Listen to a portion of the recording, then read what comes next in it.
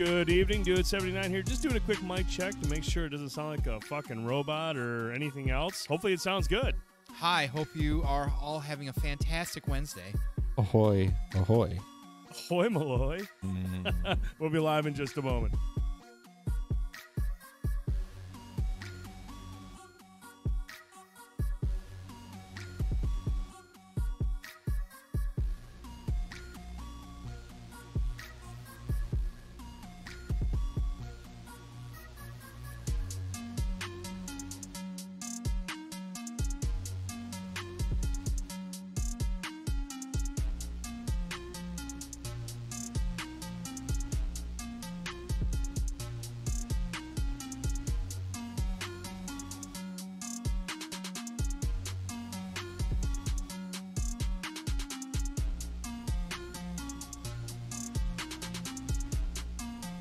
Thank you so much, Seven Dungeons, for that raid. We really appreciate you. Thanks for coming. Hi. We really appreciate it. Thanks for everyone that stopped by. We'll be live in just a moment.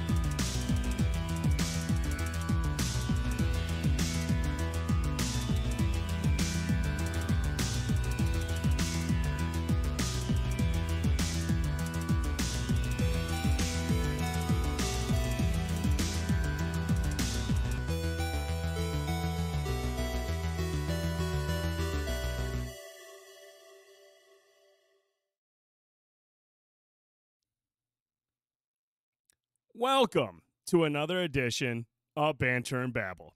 I'm the Dude79, and joining me always, my esteemed colleague and renowned piece of shit, Mr. Fanboytone. Oh, you're not gonna. What's that? I'm the piece. He's here. You are definitely the piece of shit at this table. Can't see him. We are joined by our good buddy and beer questing buddy, Josh from Half-Ass Beer Review. Josh, what's going on? Not much, guys. How are we doing tonight? We're sober right now, unfortunately. For now. Yeah, even through this one, we're going to be sober. So, I mean, it is what it is. Right. Yeah. So what's going on, man? I turned 38 today. Happy birthday. Fucking birthday. Yeah, I woke up at 2:45 this morning, couldn't fall back to sleep. So I went to the gym, then I went to work, and I had McDonald's for lunch. No, I had Burger King for lunch, McDonald's for supper. Dude. So I am living, like, quite possibly the best life Should've ever. got you a Bud Light. Time out. Roll that back. You woke up at 2:45. Oh, yeah. And then just went to the gym.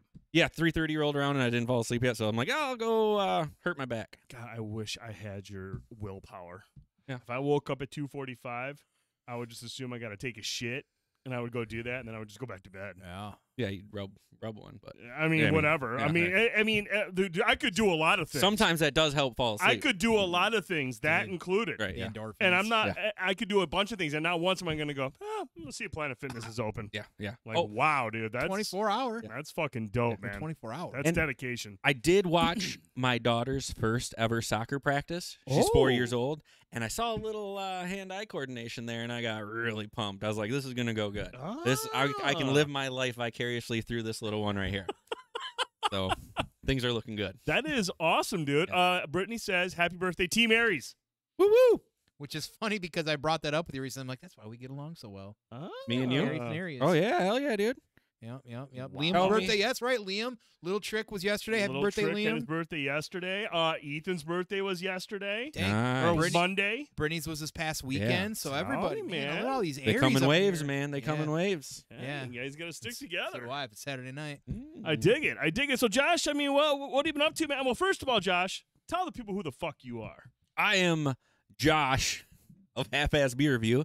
I sit in my basement and I review beers for people to watch, and I talk to the camera and I make bad jokes, and The drink- Spanish teacher might not agree now. yeah, and I drink really good beer, so you don't have to try, right? There you go, right? And also, I go on these pretty awesome beer quests with people, which I got to say are a blast, and we need to do a lot more of. I agree. They are a lot of fun. Yeah.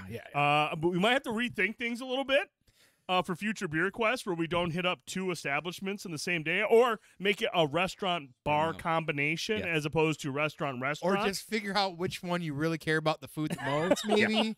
But in our defense, Yeah. Yes. In our defense. the food at the first one looked way like they had a killer menu. They did. So I don't think we expected it to be as good. Like, it looked good. There's only one. Yeah. There's only one reason we would sit there and be like, okay, let's go to Maple Grill afterwards, as if we're not expecting a huge diverse menu Right. at the first place. We're just going for bar food. We're gonna go for a burger or something Sure. like that, and then we'll have room for when we get to Maple Grill. That was a coaching mistake on our part. That was a huge error. within like a short span of time too. Because then you get to the Maple Grill menu after having this great food in Elma, and you're looking at the Maple Grill menu. You're in Maple Grill. It's some of the best food right there. in the area. Right there. Yeah. You know what look I'm at saying? that patty melt. Yeah. dude, my 30-ounce Yeah. ribeye. Motherfucker comes out, looks like John Candy sitting there eating like this massive steak and shit. I'm like, are you really gonna? I'm like, you ordered a steak? You're like, oh yeah. Yeah. And you were like all about it. You weren't even, like, I could try to talk to you. You weren't even paying attention. Steak is not for leftovers either, so I'm gonna No. finish it. I don't care how full you are, you finish your steak. Right. Don't Dude, throw so it in. we on our beer quest, we hit up 2 spots. We went to the Alma Brewing Company Oh, first, my God. which is in Alma, Shout out Michigan. Alma Brewing Company. Yeah. Check them out. That was awesome. The beer was solid. The beer was great. Beer was solid. Real good selection of beers. But that menu, let me tell you, that food. Come Scotch on. eggs, Yeah. still yeah. on my mind. Dude, Scotch always. eggs Yeah. are still Yeah. on my mind. Yeah, those were Always. really good Scotch eggs. Tricky's going to Alma this weekend. You know where to go. You need to go get. You need to get food there. Hit it up. Get the honey jalapeno honey. Wings? What were the wing? Was it Yeah. jalapeno honey? The Yep, honey- jalapeno honey wings. Something, Yeah. yeah. Honey jalapeno wings. I don't know. Cause I think I forgot to mention this in the video. The thing that I loved about their wings is like whenever you go to some places and you get wings and they cover it in sauce, it kind of affects the crispiness of the wing Yeah. itself. Yeah. Dude, the honey jalapeno sauce gets on there and we were biting it. It's still crunched. Crunchy. Yep. And so like really good flavor. So get those for your appetizer Yep. and the Scotch egg. Yep. Get yourself a Scotch egg. You gotta go big, Trick. And then Big. for your main course, don't get me wrong, everything on this menu is really good. The PBJ burger Solid. with sweet potato fries. Sweet potato fries, man. That's And it. you're getting that's the winning combination at the Alma Brewing Way to Company. go. It's the win. I mean, and again, all the food we had was great. Yeah. You know, I had a Cuban, awesome. See, I lean more on the Cuban than I do the burger. And then you had the really? But that's just me though. I normally See, I love Cubans. I'm with you. Like I will have sex with a Cuban sandwich. Cubans are awesome. I love like crafted like burgers, like Ah. gourmet burgers. But I'm not the red meat guy like a lot of people are when it comes. So like for me, like I'm leaning more towards like a Sammy kind of thing. So like the Cuban's kind of closer to that for me. Pork is like my favorite meat.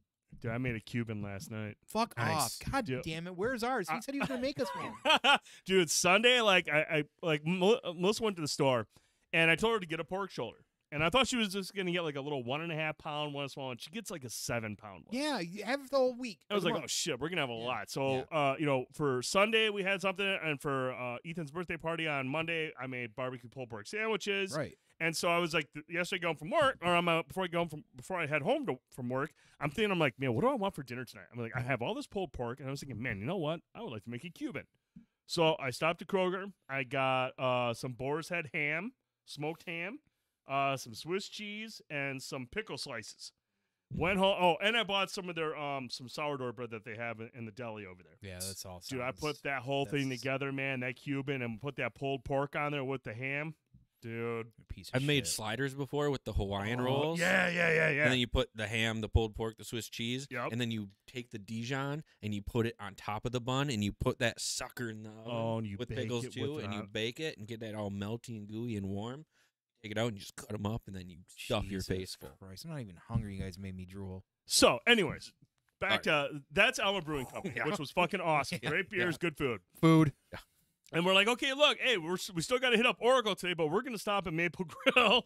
And we get to Maple Grill, and this is where we immediately realized we should have made this 2 separate days. Mm-hmm. Yeah. Because we got there, you ordered the ribeye, Tone ordered the brat burger, Oh my god. and I grabbed the patty melt, which is it is a thick ass patty melt. Yeah. That thing was massive. And we chowed down there, and by the time we were done eating, there's the brat burger. Certified right there. thick burger club right there. That's the brat burger, which looked incredible And as the well. flavors. And was it just bursting with brat That flavor? was juicy. There's thick boy. What's that patty melt? That's the patty melt. And like, dude, after we ate, we were just like, we're done. Not going to Oracle. That was it. I think we were all inoperable after that. That was It was rough, but I mean, these are 2 really great places, and they're both within 45 minutes of Saginaw, and you can pretty much get to it from anywhere else, but within an hour. And they're both worth the trip. Yeah. I mean, they really are. Whatever you're looking for, you're going to get something from both of these places. You're going to get great beer. They make their own their beers at both places. They have diverse menus. I mean, it was just a lot of fun. It was a good time. Yep. Yeah, definitely solid. And if you haven't had a chance yet to check out those videos, make sure to check out Half-Ass Beer Review YouTube here. Both of them are up there. You can also check them on the Facebook as well too. But get a chance, get over there and peep out the beer quests. It's awesome experiences at both. I think at first when we got to Elma, the one worker there, I believe Sarah was her name, was kind of like, oh, I don't know, let me ask the manager. And then like once it was all good, she was just like super attentive to us, just having a good time. She was awesome. Smart ass, The and then- bits were flying amongst everybody. Yeah, she was throwing them back at us, and then we got to Maple Grill, and the owner there was just like, whatever you guys need, like I'll turn the music down. Josh And was awesome, man. he was really very accommodating. awesome. Yep, the people there were super nice. So not only was the food great, the environments, the experience, the beers, but the people there were very, very awesome too. I had That's something I had a huge. conversation with one young man who's particularly interested in Canon cameras. Yes. And it's gonna stick with me for the rest of my gonna life. stick with you. He I'm gave never some- gonna he gave forget some- it. he Yeah, gave- dude, he he gave you some real great good insight. pointers. I He gave was you like, some great oh, insight. I saw the light. I'm like, I see the light. Camera upgrades. Awesome. Tricky says, if y'all got time in the next couple of days and need some meat, Don's and Birch Run has a sale. Got 10 pounds of bacon for $24. 10 pounds of bacon. It wouldn't make it home. He's lying. He just stopped at the Tony's there and ordered a couple of things of bacon. Dude, That's what that 10 is right pounds for there. 24 Wow. bucks. That's a lot of bacon, dude. Meet Don, one of your boys, or something like that. What's that all about? Want to talk about that? That's a guy he meets behind a dumpster Right, somewhere. right. Yeah, I bet you get Like 10 behind pounds of the- bacon. You Possum fucking bacon, he pervert. didn't tell you. Yeah. That's right up. What's up, Brian? What We're up, talking buddy? about beef, man. Yeah. We're talking about beef. We're talking about beers. We're talking about Beer Quest. And Bacon. well, I mean, guys, we haven't. I don't think we've actually sat down and talked about what are we thinking about next. Like, what's gonna be? we need to do the full experience for Oracle. Yeah. I think is the big one, and we need to do that soon because we've been wanting to connect to them for a while and do a podcast there. They gave us a green light. We kind of fell short of that last year with the Comic-Con and everything going on. But we need to get in there and we should do a throw beer- Robbie D's into that loop too for food. Yes, I'm just saying. Robbie D's is definitely on the absolutely. list. So we need to get in there really soon, and I think Oracle is the big one. They're local, like I was just in there. Well, I tried to get you guys. Remember that later that Saturday night after we got home to nap. I'm like, if you guys still want to go out, like I'm free. I go. was like, oh, is this a bit? Is Tone doing a bit? And right I was now? actually being real, but I ended up stopping out last Saturday. A couple friends were over there, and I went and had a couple beers there too, just randomly. And they're always just so nice, to go in there as well too. So. Good stuff, though. And then Tenacity Brewing in Flint, I believe we talked about. Tenacity, I got a couple friends that go to this Tenacity Brewing in Flint. Yeah, 28 some or 20 some. I don't know. I can't count. Like 18 some beers on tap. Oh, yeah. In an old firehouse. In an old firehouse. And they share space with like a pizza place. And they got a taco truck that's parked out front all the time. Jeez. Oh, Okay, yeah, so brother. that'll be the only stop for that day. So we'll do that one day. Destinations. Yeah. Okay. So we're getting there. We got some stuff coming. But at the very least, should be a fun summer, hopefully. So. Yeah, man. I'm really starting to enjoy these beer quests more and more because, like I said, you get to hit up some of these spots. I mean, they're popular where they're at, but they're places that I'm not too familiar with. Exactly. So It's so much fun. Like it's cool. It is, man. Hanging out and getting to do this stuff. Like it'd be one thing just to go, to go out and do these things, but Right. like then you get to hang out and you have like a really good time doing it. So it's like I'm glad you guys come along. It wouldn't be the same with Right. Duncan knows what it's all about. Cuddles, thanks so much for that subscribe. Appreciate you. Michigan, just drink so you forget you live there. Pretty much. And that's Hell yeah. Speaking of dungeons, so he might be up sometime in the summer. We should plan one of the beer quests so the four of us can finally four of us get out and get a beer quest in foursomes too. So are get awesome. the old foursome in Kind of there, like Horror Hound. Yeah, we'll do it like that. Well, I mean, you're I invited won't go with the mail. again. It's not my fault you don't check the mail. That's awesome. Great Monster. Hello, I arrived at 10 pounds of bacon. You showed up at the perfect time. Tricky also says 8 pounds of strips for $47. Wow. I like to read Tricky and Seven Dungeons comment together. I started drinking again. It's a lot of fun. Welcome back. I know, Cuddles. I know the feeling, dude. I just get left out of everything. I don't exist. I just burp. Speaking of burping, what are we drinking here, dude? Oh, hey, so this stuff's awesome. I discovered this. This is actually fucking good. It's called Lagunitas Hoppy Refresher. It's a sparkling hop water. 0 alcohol, 0 sugar. It's just sparkling water with hops. It's kind of like a Sprite, lemony lime stuff. See, that's the thing. With something like this, it's got to have something about it it has to have like some consistency. Mm-hmm. The thing that I like about this is the flavor. Like normally when I drink something like this, it's like usually over the top flavor, right? Where it's like you're like, oh, that's a bit much. Yeah. Like like you feel like you're drinking soda water. Yeah. Whereas this has a nice flavor to it, but man, it is crisp and and it's super carbonated. Like I love being able to burp, and get that in there. So I mean, this is actually ridiculously good. Like, where do you get this? Oh yeah, I got this at Ideal Party Store in Bay City, but you can get it.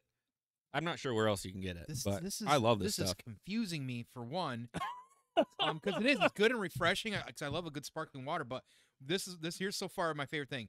Not a personal flotation device. No shirt, no shoes, no problem. Abide by the sturgeon, General, and we'll all float on. And we'll all float on. Okay. We all float. That too. I think that's what they're going for. That's what I think they're going for. Yeah. But no, this is something. These hoppy waters are newer to the market, and I've fallen for them. Shorts has one. Fair State Brewing Co-op has one. There's just a bunch of them that have them, and I recommend it. They're I usually really go with like Liquid Death when I'm drinking sparkling water. Oh yeah. But like this Death, is baby. man, I love this stuff too. So Big fan of that one, huh? He also brought alcohol. yes, I did. What? He also brought we're gonna make you work for that. This one. is from Abomination Brewing Company out of North Haven, Connecticut. Oh man, Connecticut. This is a top 10 brewery right here. top 10 brewery. Awesome IPAs, awesome stouts. This is actually their midnight snack is a series of stouts. They had a Rocky Road one, an original. There's peanut butter one, and they're just. And the artwork is by this guy named Sam Heimer. Check him out on Instagram. His shit is awesome. I love all of his artwork. He does band stuff too. Like he's all around awesome artwork. Cool beer. Yeah. Cool art. Cool brewery. Yeah. Cuddle says, "Can you move so we can see your sweet ass in the background?" Is there here in the background? There he is. Oh, we can barely. There's his ass. There it is. I can. He can just stand up. We can get live in a dive, sweet ass, if you really want. Dude, this is really good. Yeah. Well, this is. I haven't tried this one yet, but you know. Well, he's the Go to town, alcoholic. dude. You're good. You're good. Okay. Well, let's try And both. hopefully, I mean, Tone said no to this, but I brought some Monster Beast Unleashed. Well, I'm gonna try one. Seltzers. I don't think they're really seltzers, but they're just like the Monster energy you say drinks, it's a but seltzer. no energy. Doesn't have just to, okay, alcohol. I was gonna say I Yeah, can't yeah. drink that because I'll hear my fucking heart Oh, dude, beating I at night. would headbutt you the second I drink one if it had caffeine and alcohol in it. But he brought beer and he brought monsters and he brought all this stuff. But you know what he really brought? That because he knows. Oh my god! I'm a good guest. He knows how to get to my heart. Yeah.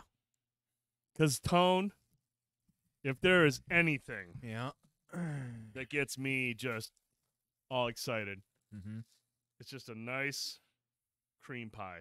Yeah. Like when I can just, get in there, Hey, just, hey. Let's what? I'm hard. So let's What? open this up and Yeah. try it with the beer. Yeah. Because try it this with might the be beer. something really tasty with this peanut That's butter. what I was thinking as well too. I'm hard. All right. Do we bite or drink first? Bite Oh, first. you don't bite.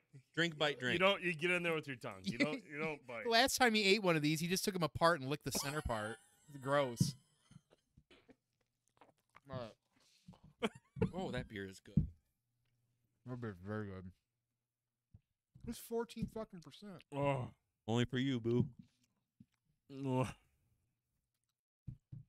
God, that works really well. I mean, Yeah, it's doesn't really it? good, but I'm just here for the cream pie. Oh my god. Is this considered ASMR? Oh yeah. Oh. Likes ASMR. That stands for ass to mouth, right? Yeah, ass to mouth resuscitation. Yeah. I knew it. You notice how like the cream is like oozing out right there, and you just. Jesus Christ. This is the worst content I've ever been a part of. I mean, this is like a highlight, guys. Yeah, well. I guess I say content very If loosely. you haven't already, and shame on you if you haven't, go out and get yourself a cream pie. Yeah, definitely. Yeah. Although these are $1 now, so I'm like, what the hell? Oh, like they used to be like 25 cents, but you And know, bigger. inflation. Right. So, well, I do want to briefly mention what I got to do this last Sunday. As somebody who makes content, does content, I also, listen to podcasts and stuff like that. And my favorite podcast for probably about the last year or so is the Bad Friends podcast with Bobby Lee and Andrew Santino, aka Cheeto Santino, Whiskey Ginger sometimes referred to as too. And I got to see them live this last Sunday. Yeah. I thought it was going to be a recording of their actual podcast, but it wasn't. It ended up being a fucking comedy show, which is even better. Yeah. 'Cause I've never seen Bobby Lee stand up in any form, like whether video or anything. I don't know if he's even had any specials or not. Santino did it earlier a couple months ago this year, Cheeseburger one on Netflix. And while I liked it, I was like, that was funny, but like, God, it just felt like it was reserved. Well, in live format, he is even way different. Like he's very like like even more like adult oriented. He was super funny, and it was a blast. If you guys get down on any content out there, or like to listen to different types of podcasts outside, of course, Banter and Babble, because that's your favorite. But I highly recommend these comedians out there doing these podcasts. And it's not always a format. It's just sitting around being funny and stuff like that. Bad Friends is top of the list for me. Stavi's World right now. He's absolutely hilarious. Stavi's top notch. Stavi's top notch. There's a lot of East Coast guys that are blowing up right now, and it's like In the comedy scene, Yeah, these guys are making it big. So, yeah. if you guys ever get a chance, you're like, gosh, I want something to listen to. I listen to all my podcasts on 1.8 right now, speed on Spotify, so I can buzz through this stuff. It's just how it's good for my brain. It works fast like that, but. It's fast, fun entertainment, and I'm telling you what, you'll die laughing, and it's infectious with some of these guys. So, if you catch any of these guys, there's a lot of comedians out there doing a lot of tours now that we're back outside of the pandemic and shit like this. Go support these guys, because a lot of these podcasts started during them because they were trying to make a living. Right. Now these guys are getting back into it and trying to get back into making that kind of money as well too. So if you give it a chance, check some of these guys out. It's good stuff. They're on tour right now. So Where did you go eat beforehand? So we went to, this is something I still want to figure out, but I'm pretty sure they're linked. In Clarkston, there is the Union and the Union Wood Shop. Went to the Union Wood Shop, and they're barbecue places. Yeah. And they're known for their mac and cheese especially. And I had, listen, it's funny we were talking about red meat earlier because my favorite meat overall is pork. But when I'm at a barbecue spot, My favorite red meat, period, even over steak, yes, and even hamburger, is brisket. If it's brisket, Oh yeah. I want brisket. I got brisket. I got the Union mac and cheese, and I got smashed sweet potatoes. And that blew my, like, I've never had sweet potatoes probably that good, even over the fries. And of course, cornbread muffins. So, delicious food. Like, Clarkson is those two spots. I don't know to decipher the two if they're somehow related. They're literally a block away. Because I've been to one before with Drassen. It was the normal Union the first time, and this time I was at the wood shop. But the food is just, it's ungodly. Great barbecue food. Photos look really good. It was intense. The pizza was really good. If you're into the deep fried pickles, I know it's sometimes hit or miss with folks. Relax. I like pickles, but like sometimes it's too much. They do theirs. They don't do them slices. They do spears. Yeah, that's the way to do They it. deep fry the spears. I think it's a lot. Spears? Oh yeah. They deep fried 4 or 5 spears and had like their little chipotle mayo sauce. I don't know if I like. I think I like the chips a little bit better because you'd probably like the spears a little bit more because it's a lot more. It's a lot more pickle. I'm more ratio. length and girth. We know. You're weird if you don't like pickles. I like pickles. I just don't. I don't know. I can't just like I will never just sit there and like open up a jar of pickles and just mash The them. smaller I like them Vlasics, deep I will. fried. I like putting them on, like on the Cubans I made. I loaded up. I mean, I went heavy on it because it's a good like one that it's like a good in an ensemble. Right, Like, and it's I not love like dill. Bro, I will go to the fridge and open up the jar and take a swig. Wow. Because pickle juice is Don't you do that with olive juice too? no. Why? Come on. But I gotta say, bread and butter pickles are disgusting. So I'm with you on that, Jay Hill. Hill says only dill pickles. Throw bread that and butter shit are in the gross. trash. Oh wow. Bread and butter pickles. I'll eat one of those. I'm Right, like, what? 7. What is this? Why are we doing this? Cuddle says the difference between being horny and hungry is where you put the cucumber. Oh yeah, brother. Sound a lot It's like not my wrong. mom. He's not wrong. I lube them both. So Trying to think what else. What else we got? I mean, we've got beers. We've got cream pies.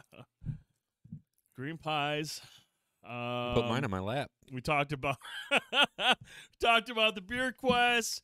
We got a lot of topics to talk about today. We got 5 trailers we got to watch. A We gotta lot of roll. shit. So I guess Let's get to it. Let's get to our first topic tonight. We wanted to talk about this last week. It is currently the biggest movie in the world. Probably going to go over $1 billion at some point. The biggest animation release of all time. Of all time. And here we were about a month ago going, I hope it's good. Yeah. You know, I hope it does okay. But here we are. The Super Mario Brothers movie is out. It is a juggernaut. It has made just a fuck ton of money. Mm-hmm. We've all seen it. Yes. We've all gone to see it. Josh, we're gonna come to you first, man. Your thoughts on the Super Mario Brothers movie? Peaches, peaches, peaches, peaches, peaches. I love that song. First of all, I love that song. It's a Okay. great song. And one of the previews for the movie was the migration movie. Mm-hmm. I thought it was a duck hunt movie. I was like, oh, we're getting a duck hunt movie. I expected there to be like some dog jumping up.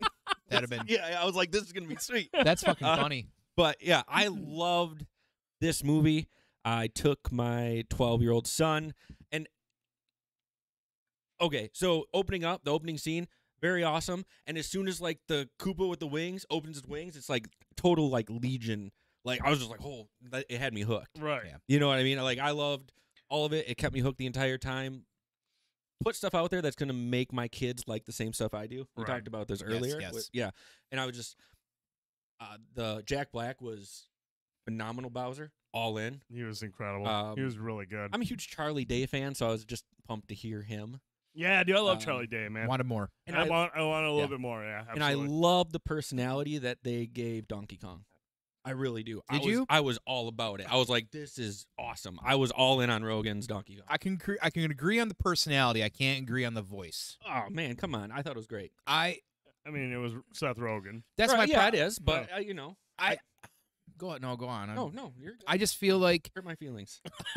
well, the problem with and I love Seth. I just every time he voices anything in animation or whatever it is, while other actors at least try to adapt to the character some, maybe right, wrong, or indifferent. For me, I don't like it. He doesn't do anything different. He's just Seth Rogen voicing somebody. So all I hear is Seth Rogen. When he was Paul in the Alien movie, when he was in that food movie where they're fucking each other, sausage, yeah, which was a funny movie, by the way. But you know what I mean? Like, he just doesn't like ever try. Like, that character was awesome. Like, he was funny. It was taking me out because I'm like, oh, here's Seth Rogen, and I knew that was going to be a problem for me. So, and it was. It kind of. A lot of cool nods. I really enjoyed like the side-scrolling thing right at the beginning. I was like, oh, cool, cool, and Mario Kart, all that stuff, man. It was really feel good. It was action-packed. It didn't feel like it was ever dragging out. No, 90 minutes. I mean, it better be. Yeah, I had a really good time. I would watch it again. You touched on a lot of things that I liked about it. I was there with the kids, and I just wanted them to have a good time. And I know there's a lot of criticisms.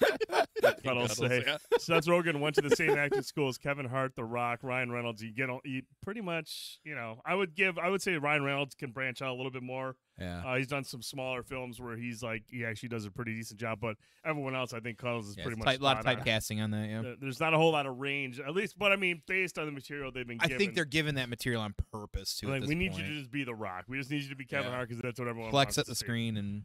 I had a good time with that. I'm glad my kids had a blast. That's what I was really hoping for. But I will say, in terms of like the animation, it was a beautiful looking movie. Like, the animation is fucking fantastic in that movie. We went to the theater and I didn't realize when we bought the tickets, it didn't say 3D in the arena that we were seeing it.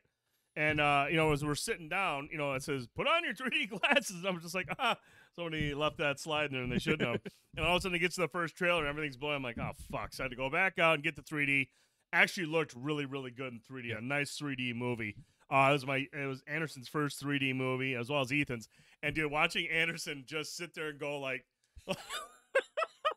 this. That would have been something to see. I took pictures. It was just so funny, man, because he kept going like this and this, and then reaching out and shit. It was really funny. That's pretty awesome. Beautiful movie animation style. I thought the voice actors all did a really good job. Everyone was really good in it. The story is light. And I mean, what are you really expecting from a Mario movie? I think that's a fair, way to look at it. In order though to build this out to, add more sequels, they could have probably dove into a little bit more of the lore from all the games, and as opposed to just using a lot of stuff for nostalgia's sake, for like, pointing at something, maybe delve a little bit in there just to set things up going forward. Because I really want them to expand it because it is such a beautiful movie. It is really, and it's a beautiful world. I mean, Mario has so many different levels, memorable levels from all their games. Where like, let's really build on these areas and stuff. So I mean, it's a little shallow in terms of its story, but overall, 90 minutes. It goes by fast. It's entertaining. It's funny. The kids had a great time, and the music's awesome. And Jack Black is fucking incredible. I thought it was awesome. Two things I felt cheated on were the Yoshi. Oh, at the end, the quick Yoshi, yep. And then the quick Diddy Kong thing. I was like, oh. Yeah, we didn't get that was just kind of forced, right. and like it just crowd, wasn't it just he? yeah, he had like, it's just like, okay. Like, well, and I mean that's the thing. So like for me, I enjoyed the movie. I had a blast. I took my 16-year-old, and one of the things that me and her share is Mario, just generally, but especially Mario Kart. She whips everybody's in the community's ass. She does. She is top notch. But we were excited for that alone. That scene was amazing. The Mario Kart shit was brilliant. That was awesome. I just everything about that and how they turned into the most annoying item in that game too. It was actually pretty smart, even though like a little sus on who got hit. But I digress on that. But the story wasn't huge, but again, I think it's just so aimed overly at kids. It is. Yeah. It doesn't need to be much more complicated, and it's going to build regardless. Now at this point, I think it would have anyways. But now they've made so much fucking money, they're going to continue some other things or whatever. But it was breezy for a reason because you're taking your kids in there. Yeah. 90 minutes, much more past that. Well, fuck. Now they're getting antsy or whatever it is. So I think everything worked really well. And yes, at the end of the day, the Easter eggs and some of the nods that some of the adults got were fun little nods. Some of the characters I felt like had some good depth. I think the princess had some really good depth to her. Yeah, she was good. I really enjoyed that of it. Was really good. I definitely do take issue with the Seth Rogen and the donkey. I like the character a lot and what they did with him. His voice was taking me out too much. Cranky Kong, I wanted more cranky Kong out of him as well too. I feel like the Kongs didn't get it because there was no Diddy Kong or even the girl Kong, and then Where was Funky Kong? Where Where was was Funky Kong? Funky Well, Kong? apparently Funky Kong got cut from what I found out on Saturday. But overall it was still a fun movie, and yes, absolutely. Period on this. Jack Black stole the fucking show, and if you thought it was going to be anything different, you're out of your goddamn mind. Yeah. Honestly, and as somebody who has fucking loved Jack Black since the fucking 90s and the HBO show, just Tenacious D or whatever, to see him not only get this role, not only kill it, but also just because you know how Jack Black is, he's enjoying it. Like, of anybody in that cast, he's out there wearing fucking Bowser suits with his balls hanging out, and having a good time, man. So what a great face to put onto this also for the adults and just to generally push the product in that sort of space. So I mean, I would say honestly, man, like in the last 5 years, Jack Black is to Bowser what Jim Carrey was to Dr. Robotnik. I mean, he really judged. that's a I mean, absolutely, 120% effort, absolutely. Yep. committed to it, and Yes. make it their own, and make it stand out like Yes. bigger than life. I mean, that's Mike is jacked. Audio, is it doing the robot thing? Don't tell me it's doing the robot thing. We was testing, it wasn't doing the robot thing. Oh, damn you, Robo! Hey, we're gonna go to a Hang store. on.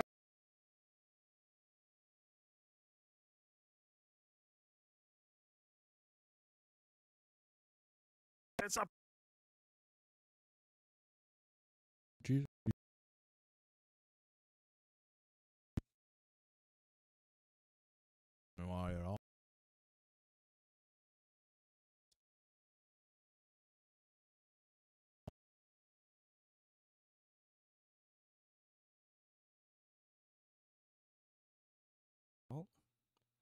Is that working?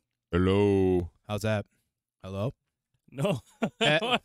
Oh, no audio. Yeah, I killed the audio. Good, we're good. Hello, Good? hello, welcome back. Good. Fuck it. I guess we're doing a Do it robot live. voice. Yep. Do it live. Fuck it, Yep. we'll do it live. Yep. But circle back. Jack Black was incredible. Yep. Right up there with Jim Carrey's performance as Dr. Robotnik. Absolutely agree. And I thought it was a good movie. It was entertaining, and I know my kids are going to want to see it again, so I'm going to have to buy it when it comes out on digital. Worth though. It'll be Absolutely. Worth it. Yeah. Absolutely going to be worth it. Absolutely going to be worth Oh, it. the little flashlight, the Luigi's Mansion stuff. That That's was some a good Luigi bit. Mansion. Yeah. That's what I'm saying. Like, I think they can expand on some of those things hopefully in the next one and give Charlie I'm Day a really little bit hoping more. that they mean to. Like, I think they fully plan on this. You know, they Yeah, they have to. Half-ass has On a it. deep-ass voice. Does he really? You have no idea the lengths of that tongue. Oh, is it doing the weird, real deep? Oh, my God. Nice. All right, hang Very on. nice. Hang on. Very nice. Hang on. I know what that is. Man, we're getting the double whammy tonight. They finally dropped. They did finally drop. Hang on. That's fucking hilarious. They finally We're fucking good, the he said, kahunas. The kahunas. I can tell you up to the elbow. Try now. Oh, no, we're not getting nothing. How now, brown cow? Wow, weewa.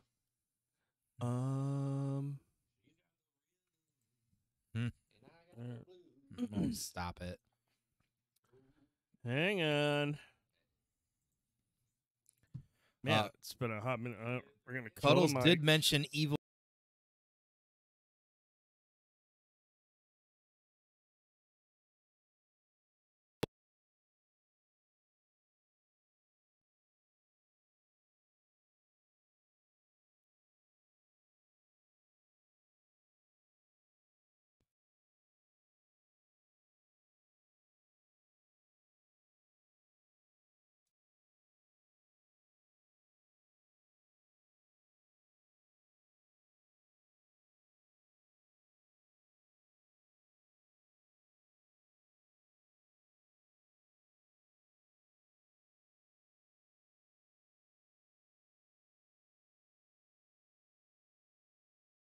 Behind the scenes of the audio fucked up.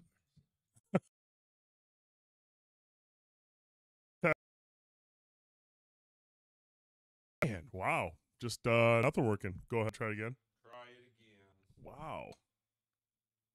Okay, well then. There we are. Whoop, whoop, whoop. No, you Okay. all deep. Now we're all deep? Dude, if only. Dude, see.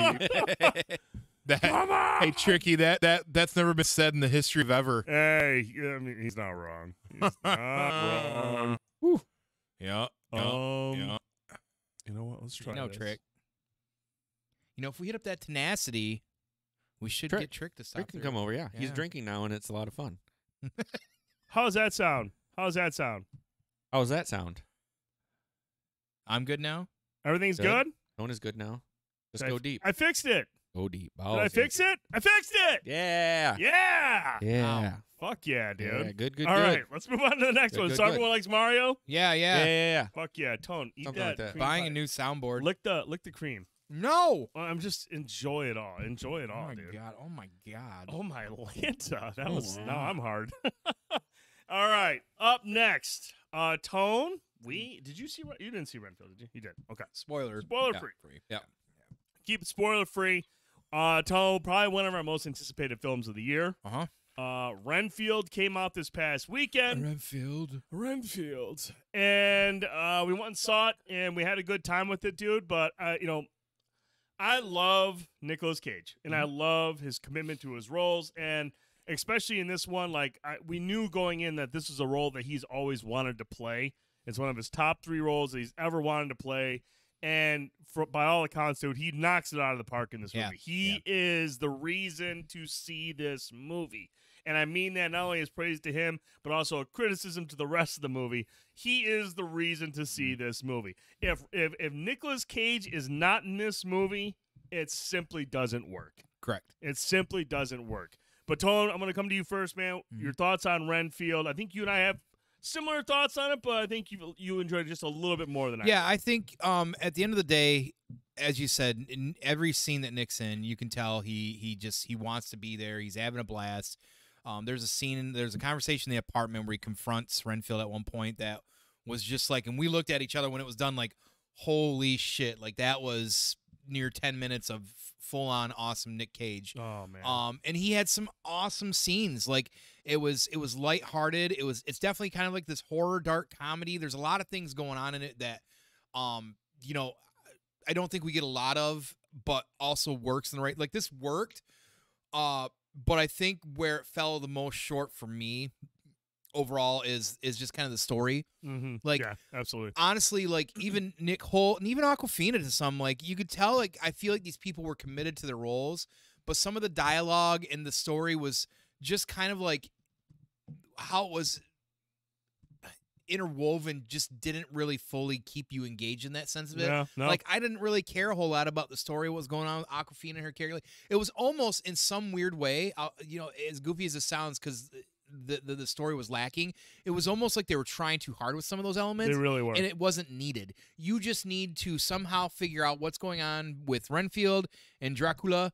And that's really about it, honestly. And honestly, like Nick Holt is like, I think he's going to be a guy. He's an amazing actor. He's going to be another one of these younger guys that's in Hollywood now. And honestly, he's been around for a little bit of a minute because he was awesome in Mad Max. Yep. You're going to see him, I think, continue to start getting better and better roles, and that's my really hope. good in the menu because in the menu he was amazing in. He's really good with like those facial expressions. He's really good at conveying like every scene that he's got to like do some sort of emotional or whatever. He's just a great actor. Awkwafina, I like her. She's fun. She's got great comedy pieces. I feel like if this movie just had a little bit layer of like a little bit more seriousness in some ways, it would have made her a little bit better because I felt like her comedy bits were just kind of campy. And I felt it was just bad writing. Yeah, honestly, but at the end of the day, yeah. that's what it comes down to. It was bad writing. The action scenes were grotesquely over the top, but that was what it was supposed to. I was enjoying that, like laughing, like ha ha ha. There's somebody's arm fell off, like that's funny, and it works in that space. But again, it was lacking a little bit in some of that stuff. And I know that you were certainly bugged by the blood more than I was necessarily. I just the way it was implemented. Yeah, and I don't disagree with that, but it didn't take me out. I don't feel it maybe as much as it did you, where as overall because of how well Nick played this character. Yeah. I just enjoyed being there and being in this movie. Now, if you love Nick Cage or enjoy Nick Cage in some form or fashion, I definitely I'd recommend everybody at least seeing this movie at some point. Mm-hmm. I can't say that you need to go out there and spend money on a movie ticket for it or even paying $20, $25 right out the bat when it comes out. But when at some point this is able for you to view, and if you're interested in it, and if you want to spend the $20, go ahead. it's worth a watch.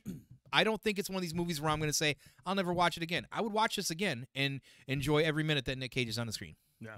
I mean, you nail a lot of the things that I do feel about it. You know, Awkwafina, I think she is a very, very funny actress. I think she's really good with the right material. Her character is, I like her character's motivation, but she's just not given a whole lot of material that really kind of like dives into her character. And her and Nick Holt don't have a whole lot of chemistry. There's not a lot of good stuff between them to like. Yeah, it was weird. I never, anytime was just like, oh, they really they're really liking each other. It was just like, we're here, we're trying to fight Dracula, and that's basically It's like a buddy cop thing almost. It really was. It was a buddy cop thing. But like Awkwafina and even Ben Schwartz, I think Ben Schwartz is fucking hilarious. Yeah. His stuff was just basically he's doing a Scarface bit. He's a weak ass Scarface.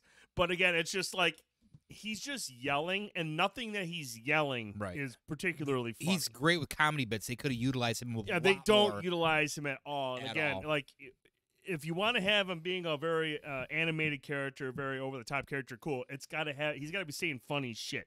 The stuff that he was saying is just simply wasn't funny, and I was just like, man, very it's another one-dimensional. wasted opportunity here.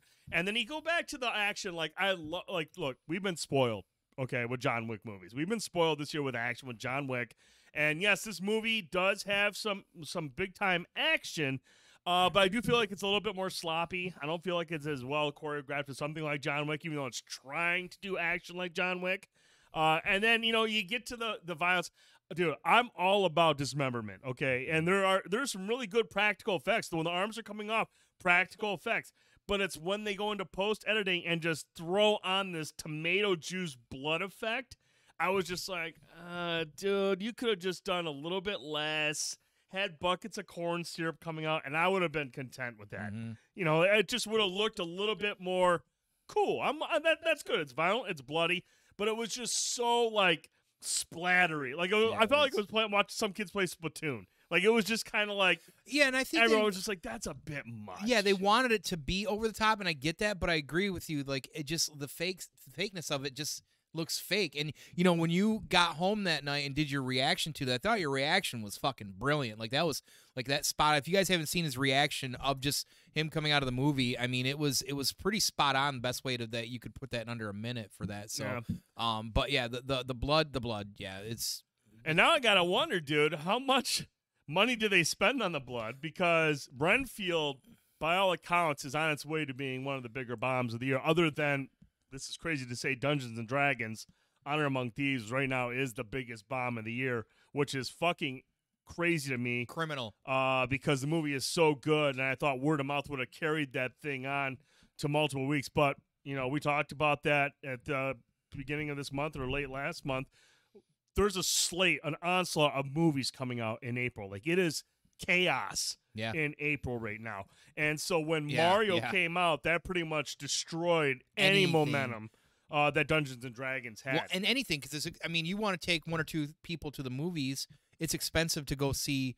I mean, we're going to see, like, I'm on averaging 3 movies a week right now. Everybody's making jokes about it, but yeah, I've been at the movies a lot, and not everybody can do that. If you got a family, 1, 2, 3, you got to pick and choose. And guess what? People ain't going to see D&D or Renfield. They're going to be going and seeing Mario or whatever, whatever else, or John Wick, it's Mario, or whatever it is, So it's hard to. And John Wick did it right, man, coming out when they did, because John Wick cleaned up. John Wick made a bunch of fucking cleaned up for a couple weekends, and it was done. And there you go. And I think D&D is also still dealing with the fact that, rightfully so, with Hasbro's bits earlier in the year as well too. And I think that's part of it. So, but.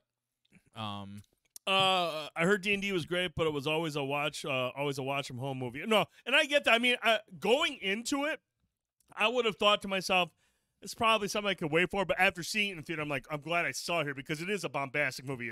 There's a lot going on. Bombastic. It's a great movie to see in the theater.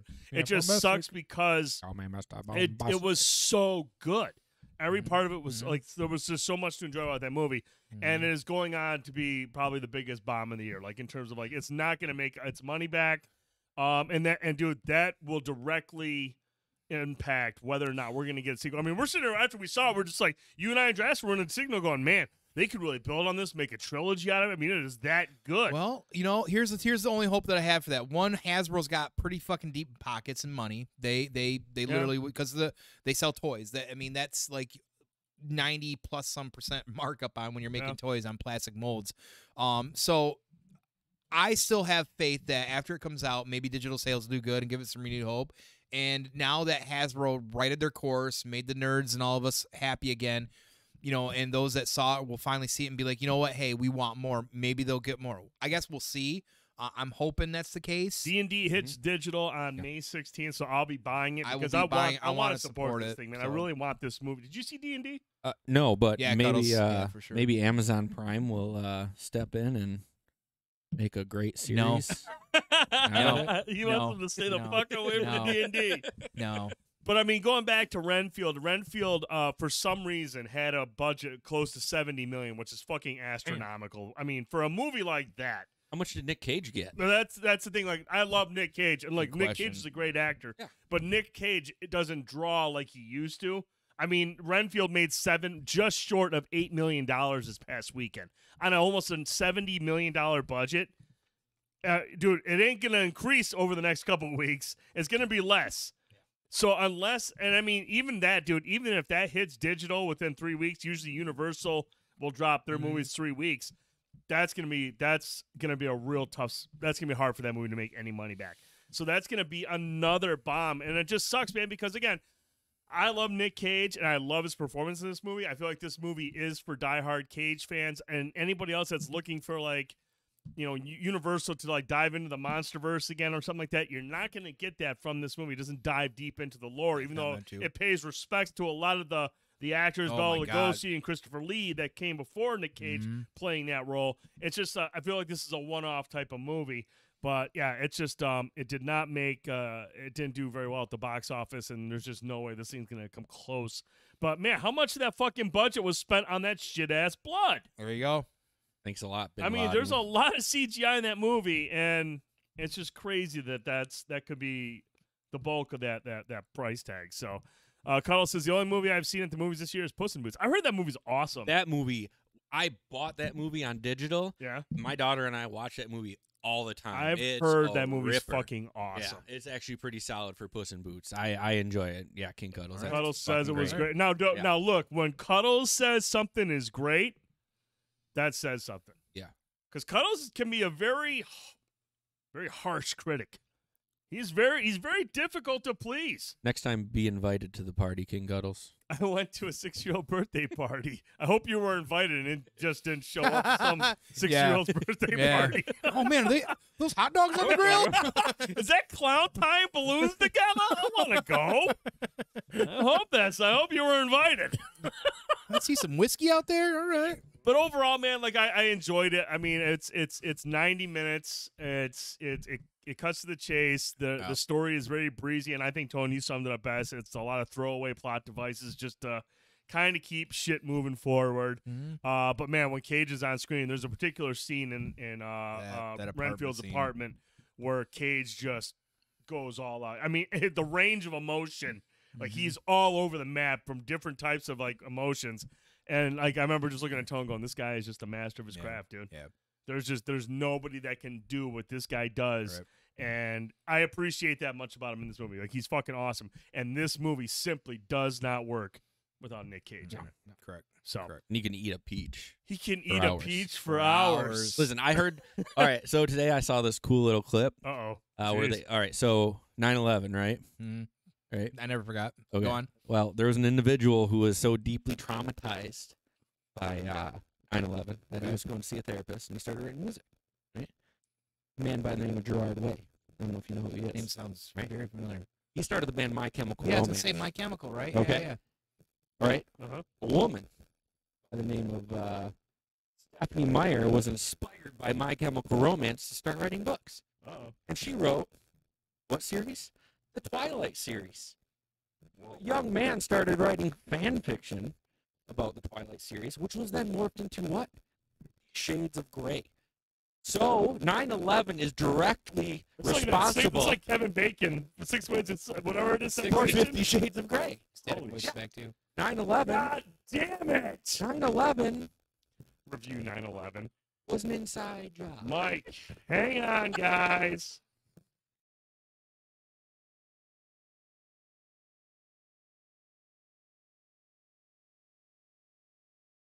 Jet fuel don't melt steel beams. Am I still on? No. Yeah, you are now. How's it sound, guys? Is that better? Hopefully it's good. Static voice is back. Or we have deep voices, or is it good voices? Good. Okay. Good. Good. All right. Welcome back. Review 9/11. Hey, Hey, dude, Loose I will change. say that Flight 93 by with Paul Greengrass. Did you guys ever see that? is that the Nick Or Cage United movie? 93? Wow. The director is Paul Greengrass. He did the Bourne Ultimatum and Bourne Supremacy. Oh yeah, great. Nice. Talk again. Is it really Deep or? is it deep voice again? I We ask just my we wife just this all did the time. satellites. Actually, we did just talk about Mario. We actually all enjoyed it. He has deep voice. God damn it. Hang on, you guys. Man, this is really annoying tonight. Probably this beer. Probably you. Yeah, definitely me. We did the Mario movie. It was good. Oh yeah, say about Okay. that. There's got to be a reason why it's continuing to do this. Talk, Josh. Talk. Is it deep? Can everybody hear us? How do we sound now? Hello, Man, hello. I really want to do see that Bo's Afraid. Oh yeah, I will be seeing that hopefully in the next couple weeks. That's getting people Still deep? Fuck! getting pissed off to walking out. Oh, yeah, I'm seeing that for that. Yeah. Hang on. Yeah. That's so deep. So Hang deep. on.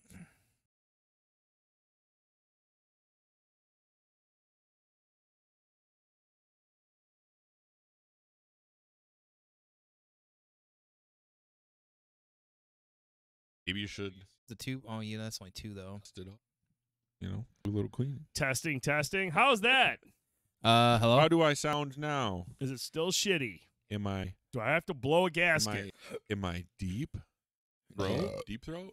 Still Richard deep. Nixon? Oh, my God, dude. I hope this is a bit. I And we're wish just it fucking was, around with man. this thing. I wish it was. Time. Only half Only me. Okay. Hey. Hang on.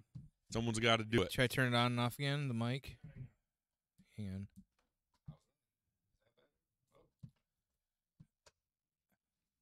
Try now. This censorship is un-American, dude. How is that? There's always some kind of power move you're playing when I'm here. Either my voice is too quiet or now I'm too deep. Yeah. Is it still deep? How deep is Is he? it still deep? Hi. Is it kind of deep or is it super deep? This is awesome. It isn't awesome. And loud? Dungeons is actually the Yo. opposite of awesome. Hey, Now it's listen. deep and loud. For fuck's sake. Or put perfume on Um, your ankles. All right. Hang on. What? On your ankles? Oh my God! What kind of weekend you having? Deep? Deep weekend. Oh, I guess so. Brother? Yeah. Power bottom. Generate a lot. Yeah. Checking, honey. Just checking. Advance. Okay. Am I deep yet? Hopefully he bought the warranty, the extended Yeah. warranty on this. That way maybe we can get an exchange on Still it. This is deep? so annoying. Am I Hang still- am I on. still deep?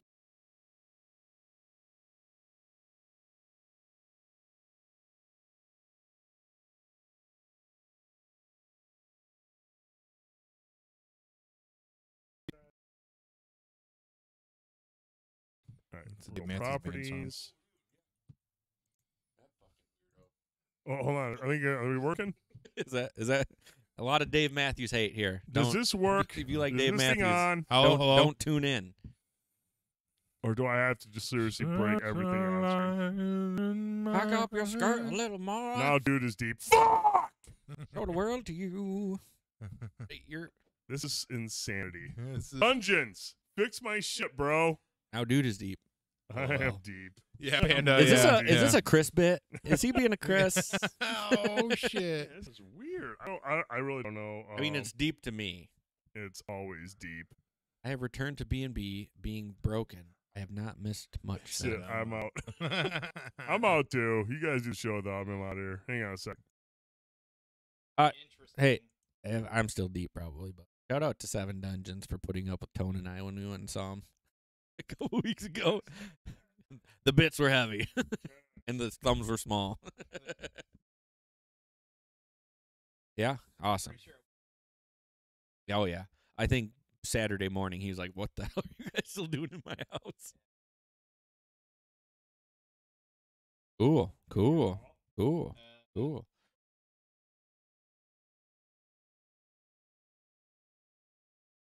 So anyway, why Waterworld is one of the best movies ever. Yes. Oh my God.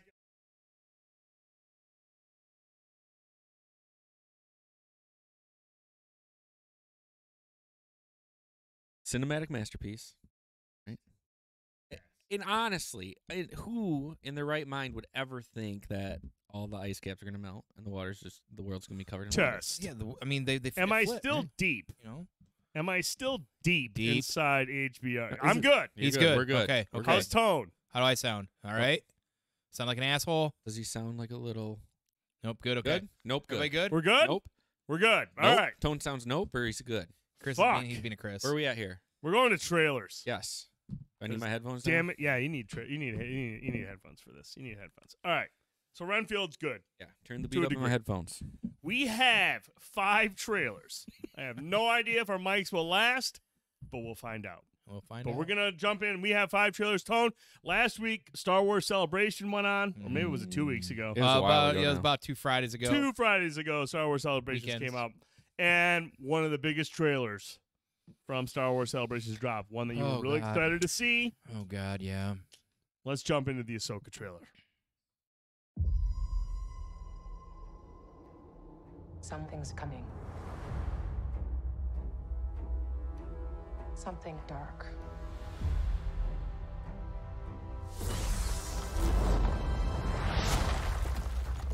I sense it.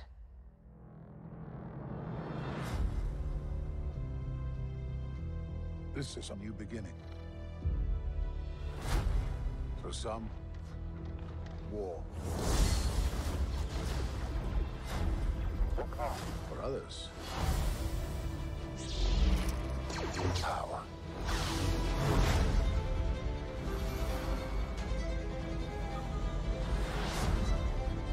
It's been a while. Things have changed. I started hearing whispers about Thrawn's return as heir to the Empire.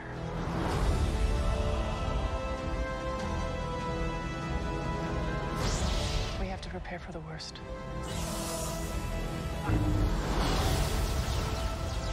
The Jedi fell a long time ago. There aren't many left.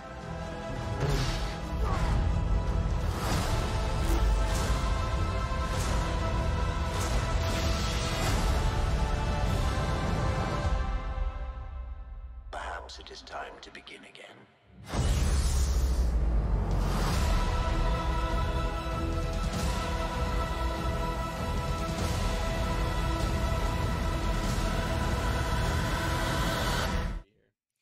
So I. Well, Yeah. So. Yeah. So I. Tone, Yep. Ahsoka.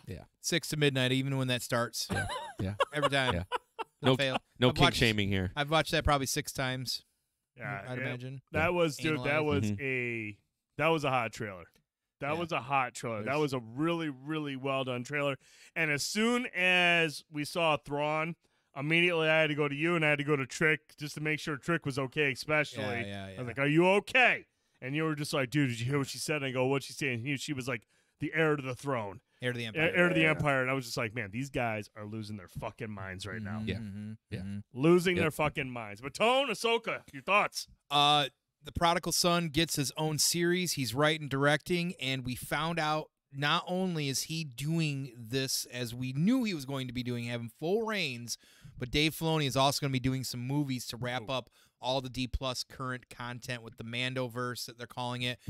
So finally, as we've been wanting for 2 years, we've been saying on this show, Rohit and everybody, we need Filoni, the Prodigal Son, to have some reins, big things, including movies, and he's finally going to get his crack at it. And do I think that he potentially, if he can come out with Ahsoka and do really well with it, and once again bring fans back together and stop the split with them, and then get to these movies and change stuff, do we think sometime down at the end of the road of all this, when Kathleen Kennedy finally fucking leaves, dies, or whatever, falls asleep, we can get him, somebody like a Feige that cares, in charge? That's what we need. So these properties specifically that Dave has full reins of needs to be successful, and you know what, his track record speaks for itself. So Josh, your thoughts on the trailer? I am hype about the trailer. Yeah. Thrawn and you. God, man, why is it taking so long? Like, it's been a minute. That's how I just there's a trilogy I just started reading, where Luke, and Leia have to deal with Thrawn. Oh, so you're the heir to the Empire, the Yeah, original yep, trilogy yeah, from '92. Yeah, so like I just kind of started reading that, and I'm like, Yeah. oh my god, Yeah, that's like yeah. even his demeanor, Yeah. like just the way he is. I'm just like, I just need to see him. I hope they do him justice. Like that's what I'm looking for. I just need, You're watching Rebels, right? Yeah, so just know. Yeah. Okay. yeah, 'Cause- yeah. I just started watching Rebels. I'm on season 2, Yeah. episode 7, I think. Yeah. Wait till the end get towards the end. That. Yeah, I'm really excited about this one. I am can do just about anything Star Wars, and I will watch it. Yeah, I'm not. That doesn't mean I'm necessarily gonna like be all about it, but Sure. I'll watch it, and I'm there for it. Fair. This excites me. Yeah. Dope ass trailer. Yeah. They did confirm that Lars Mikkelsen will be playing the live action version of Thrawn. That's the voice dope. in Rebels. That is The dope. voice from Rebels is going to be playing Thrawn himself. I didn't realize that was Mads Mikkelsen's brother. That's fucking awesome. So both Mads and Lars are in the Star Wars universe. Yeah, because Mads was in Rogue One. He was what was his name? He was the guy that built the Death Star. He was, one of the engineers that built it. Well, Or architects. He's an architect of the. I can't remember his name. I just watched the movie the other day I too. can't fucking think of his name right now. God damn it. Movies. So Rogue One is fucking criminally good. Galen Erso. Galen Erso. There you go. Yep, There you go. Galen. But no, that was a fucking dope ass trailer, man. That was really, really hard. I love Ray Stevenson. That is a fucking sweet casting. Do we know it? Is he an Inquisitor? Is he? Or actually, did I read something that he is Force sensitive? So in the old canons, this has not been brought up under Disney's banner, but there were Force sensitive people who were not Sith because Sith had the red lightsabers, but dark Jedi who lean into also the dark side of the Force for whether abilities or whatever it might be, but also don't believe in the dogmatic views necessarily of the Jedi either. Sure. They think the Jedi are just as at fault. So it's kind of, I don't want to say gray or gray Jedi shit because that always gets people worked up sometimes, but it's just more about having, like, I think a different perspective, but leaning into those powers. And when the crystals turn color, like the new canon of Disney is the colors are dictated by your personality, kind of. So you almost like with those kind of colors, like we've never seen orange live action for one. That's why you knew right away. Like when I saw that, I was like, is that orange? Like what's going on? And it was confirmed that yes, it is orange. So which makes everybody to believe that that they're probably dark Jedi. There's some wild theories about them, about Knights of Ren, about who he's actually representing from the old books. Is it Jorah or whatever that guy is, the recloned whatever he is, that one Jedi. But so we don't really know a whole lot of that stuff, but I'm pretty sure he's probably, him and his apprentice are dark Jedi. She's got a Padawan braid, which is interesting too. So they were probably Jedi at one point and then fall from grace, and here we are. This probably says something about me, like psychologically, but like you put a female Sith anywhere in my vicinity, I'm pretty excited. Yeah, that's fair. That's very fair. Makes me happy. Makes me very excited. I probably have like mom issues or something, like certainly mommy issues. Yeah. Hey, man, that happens. Yeah. That happens to the best of us. Yeah. But dope ass show. This comes out in August. So we're just a few months away from that. Yeah. Do we know now that Mando is done? We'll talk about Mando here in a little bit. Is there anything between now and that? Anything Star Wars? Oh, what are the Young Jedi? Young Jedi When is that Adventures? coming out? I don't know, but there's like, all right, so I it's do remember hearing something. it's like a about that. Disney it's a Disney Junior-esque Yeah. type thing, Is it animated? like It's animated wise. Yeah. Okay. But yeah, like again to bring it up, like get my daughter into this. Yeah. Like give her something. because that pulls like, you into it. Because Pull her into this Yep. that we can have together. I'm all for it. If you can get her hooked on it, and I can show her the OGs, I can show her Clone Wars, I can Yep. show her all this stuff, and Yeah. just enjoy this with her. Bring it on. I don't care how cheesy it is to somebody who's an adult without kids. Sure. Fuck them. You Fuck know what 'em. I mean? Like I agree. No, this is that's all That's for a me. great, dude. That's how you bond with your kids. Yeah. That's how I bonded with Ethan when he was younger and still at home. And I was home with him, but this when I was working until 3 o'clock. I didn't work till 3 p.m. So I was home with him throughout the day. Man, we'd watch fucking Star Wars. Yeah. Watch all that shit. We get the lightsabers. He would battle me all the time. He'd be like, "Let's watch Star Wars," and like he would ask to watch all the time, and I would just sit there and watch it on the couch with him. I go outside, mow the lawn. He'd be inside watching Star Wars. I can see him in the front window. I go in there and watch it with him. That's seriously, dude. Star Wars is bonding material for parents and kids. Yep. My 12-year-old, Clone Wars is what brought him in. Yeah. So now we have something potentially that could bring her into it, and it's just I mean, if you can do that with whatever you're presenting, you made it. You know what Absolutely. I mean? And that's I think what's part of going to be great about Star Wars if they execute on it is hey, it's gonna transcend generations. And I believe Yoda is in that as well he too. is. Yep. And you get to see, the lightheartedness of that character through the movies, but when he's around the kids, younglings in the prequels, clearly he knows they're kids, so he's a little extra. And I think it's a great character to have a mainstay character the kids will recognize later on when they watch the big movies, because the character is a fun character, but also have the kids involved too. I think it's there's a lot of recipes for success there. Yeah, and today, so I was watching we'll get into it, the last Mandalorian episode, but with my daughter, it was on her iPad, but she looks up at the TV shows, Baby Yoda, and I go, what?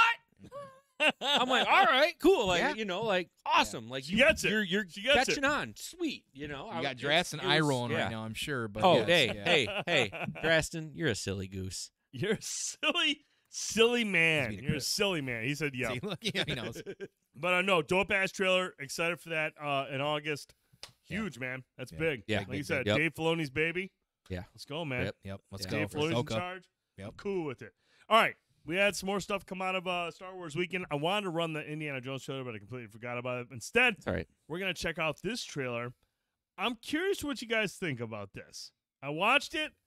I like some of the characters in it. It's just, let's watch it. The Marvels. Do it. Let's check out the trailer. Captain Rambo? What the hell are you doing? Entering the jump point perimeter. I'm gonna get you some readings, Fury. Hello? Hello?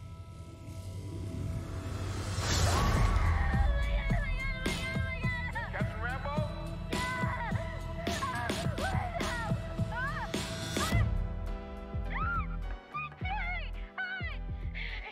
Is this an Avengers test? Where's Captain Rambo?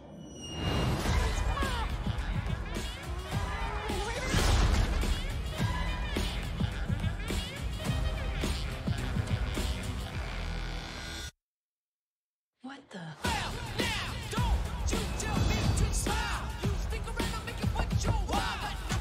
Hi. We're looking for Kamala Khan. Okay, so our powers are entangled. I can manipulate light energy. And I could totally show you. Not again! Hi. Where's our daughter? Wherever you were.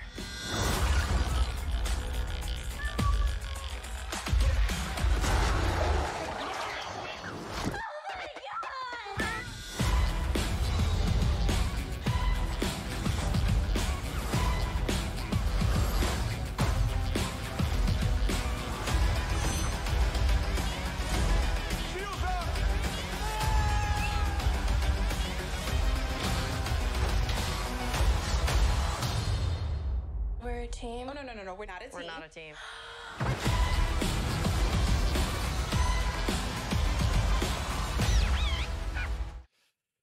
Woo!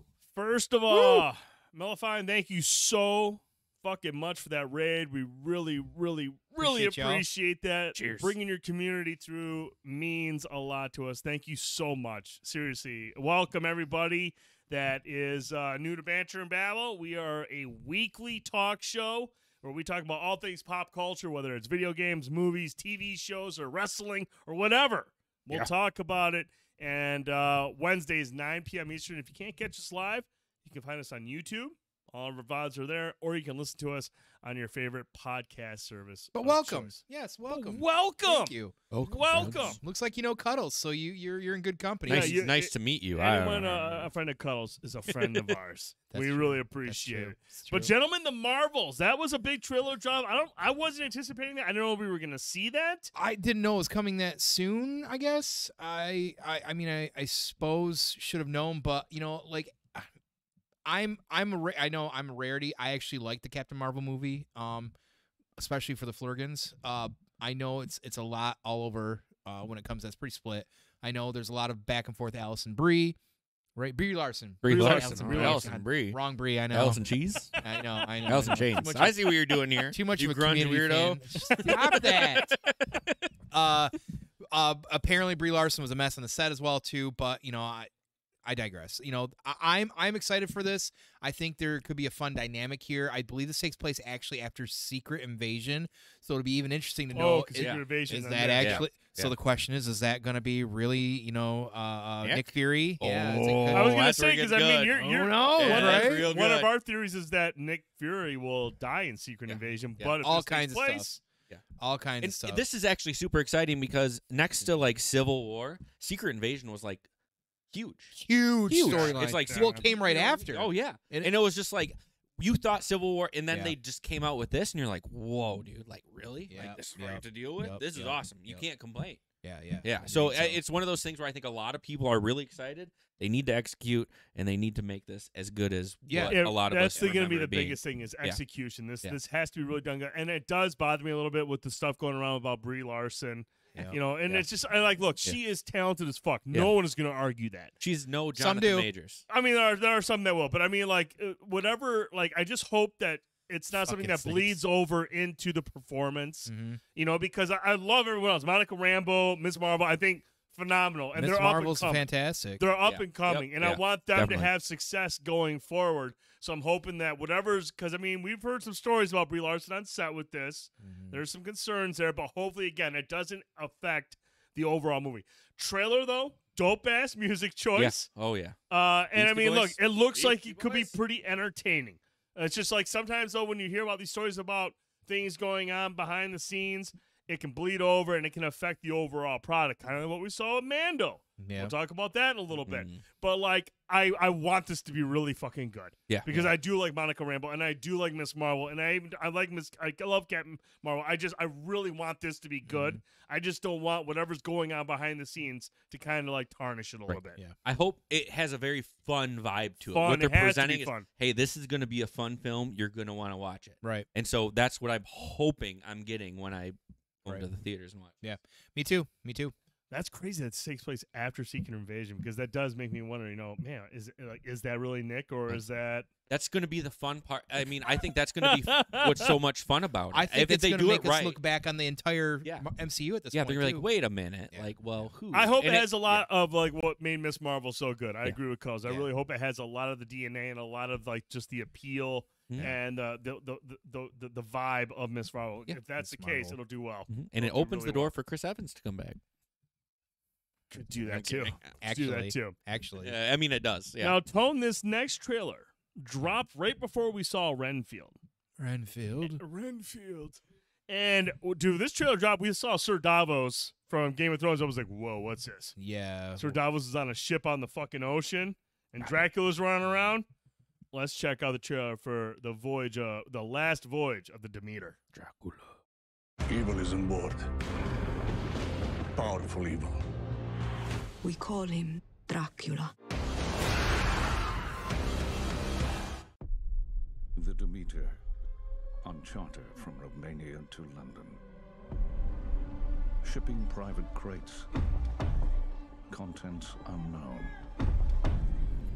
Out at sea with no land in sight. This here is Clemens. He's a doctor. You dress like a learned man. University of Cambridge. I know my way around the boat. Our charter has agreed to pay a bonus for timely arrival in London. Let me show you the ship. This here is Huckleberry. We don't come with like this to give the use clear. Demeter's a fine boat, no doubt.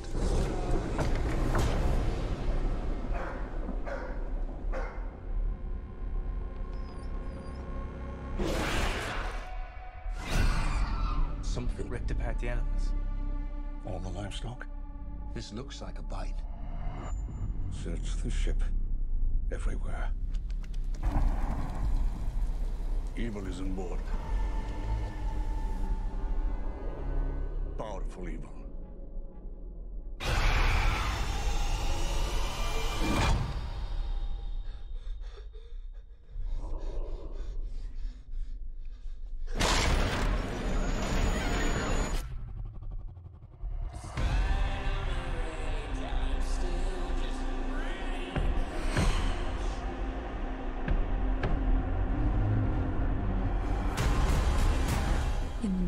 drinks our blood.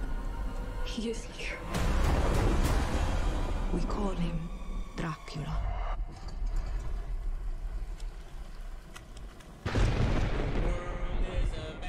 He's coming! Did you see the size of that bloody thing?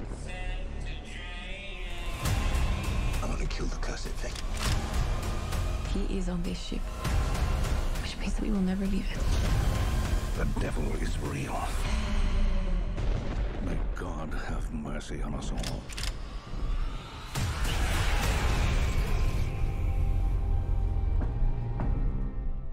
What if that is... Cuddles says this is a watch from home movie Oh, for Cuddles, come dude, on. come on, man.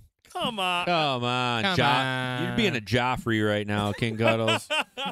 You're straight Joffrey. Being a Chris. I actually thought this was a pretty good trailer, man. I love Sir Davos, and we've seen a lot of, like, there's no big AAA actors in this. It's a lot of B-level stuff, people that are, like, you know, more known for TV shows and things like that, or smaller parts of movies. The CG's in the water. Yeah, okay. But it's just like, you know, sometimes you don't need A-listers to make a horror film good. The Descent, for example, is one of my favorite horror films of all time, and there's no major A-listers in that, and it's incredibly effective. Yes. And this looks really good, man. Dracula at sea, and you got Sir Davos. I mean, come on. Onion Knight. Come on. Listen, the concept, like, just there's this thing on your ship. Yep. You have nowhere to go. Nowhere to go. You have to focus on you have to deal with progressing your ship and dealing with this thing. You gotta work together as a unit of limited crew. I'm just into it. And the trailer just makes me, I mean, I'm tense while I'm watching it. Okay, heads up. I love horror movies. I can't watch them all the time because they really freak me out. Like, literally. Really? And it can be any Why of would them. a horror movie do that? Well, it's just like anything. I went to the theater and watched The Witch by myself, and I got out of it, and I was just covered in sweat.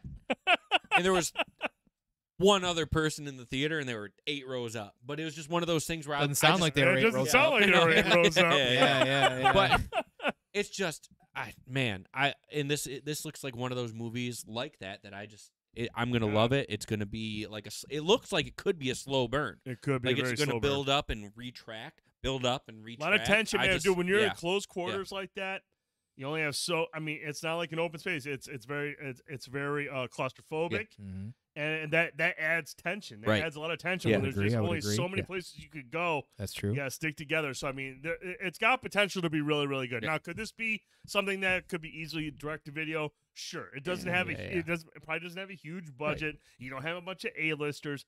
But if all the effort is put into story, if it's a good story and the direction is there, you can make this work. And I mean, look, August isn't like hot summertime, but it is summertime. And it's what she says the trailer looks similar to Nosferatu. That's what you and I were talking about in the theater. Yeah. I thought this was Robert Eggers' Nosferatu when they first saw the trailer. I was like, "Ooh, is this Eggers' next movie?" But it's not. I'm waiting to see the trailer for that shit. The character is the same vampire from that fucking Midnight Sermon from Netflix, it looks like. Ooh. Oh, my God. How sweet would that be if Midnight that was Mass? Midnight Mass. Yeah, you know? dude. It looked just like that character. I'm curious the time span of the actual movie, right? Because you're at sea, right? Well, if you're going from coast to coast, like 2 weeks, isn't it? Right, but daylight, right? Oh, yeah. Well, it's not. Where's he at? Oh, there's like that really piques my curiosity. I want to know. I didn't think about that. Yeah. It's just one of those things that makes me like, you know what I mean? Take place over one night. Right. Yeah. I mean, I'm okay with that. Yeah. I mean, if it's a smaller crew, right? It only looked like there was like 6 or 7 people. So I mean, yeah, it's Dracula feasting in the corner. He's trying to get to the new world. Yeah. Dracula can take care of business of 6 or 7 people overnight. And if Chris Columbus is one of them, we already know the outcome. Yeah. Spoilers. He makes it. Either hope the vampire likes smallpox, or the director. Look how he's Look how he's just right. Oh, over dude, you. yeah, dude. He's just right over. I feel his breath on my neck, and I am sweating. Oh, he's hard for the second time tonight. All right, we're gonna lighten things up. We're gonna lighten things up because this is something that you wanted to see. Yep, you wanted to talk about this. Let's check out the trailer for Elemental. Oh. Meet the residents of Element City. Air usually has their head in the clouds. new jacket. Earth can be a little seedy. Nothing weird going on here. Just a little pruning. Water is always getting into something. Help! And fire, as ordered, we run a little hot. This shop is dream of our family. Someday it'll all be yours. But we all live by one simple rule. Elements cannot mix. A pipe squished me all out of shape. Dang. That's better. Oh. So you've never left Firetown? Sorry, buddy. Elements don't mix. Hey! Plus, my dad would boil you alive. Why does anyone get to tell you what you can do in your life? Come on! Why do they even have these? Who knows? Watch this! Whoa. Ember, I see a change in you. What, hair guy? You live here? It's my mom's place. We got 2 kids that are swimming around here somewhere. Marco! Follow! I've been trying to fill my father's shoes, but I never once asked what I wanted to do.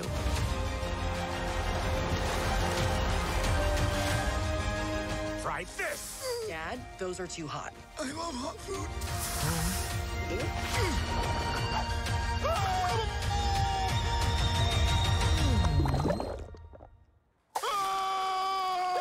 You see? He likes it.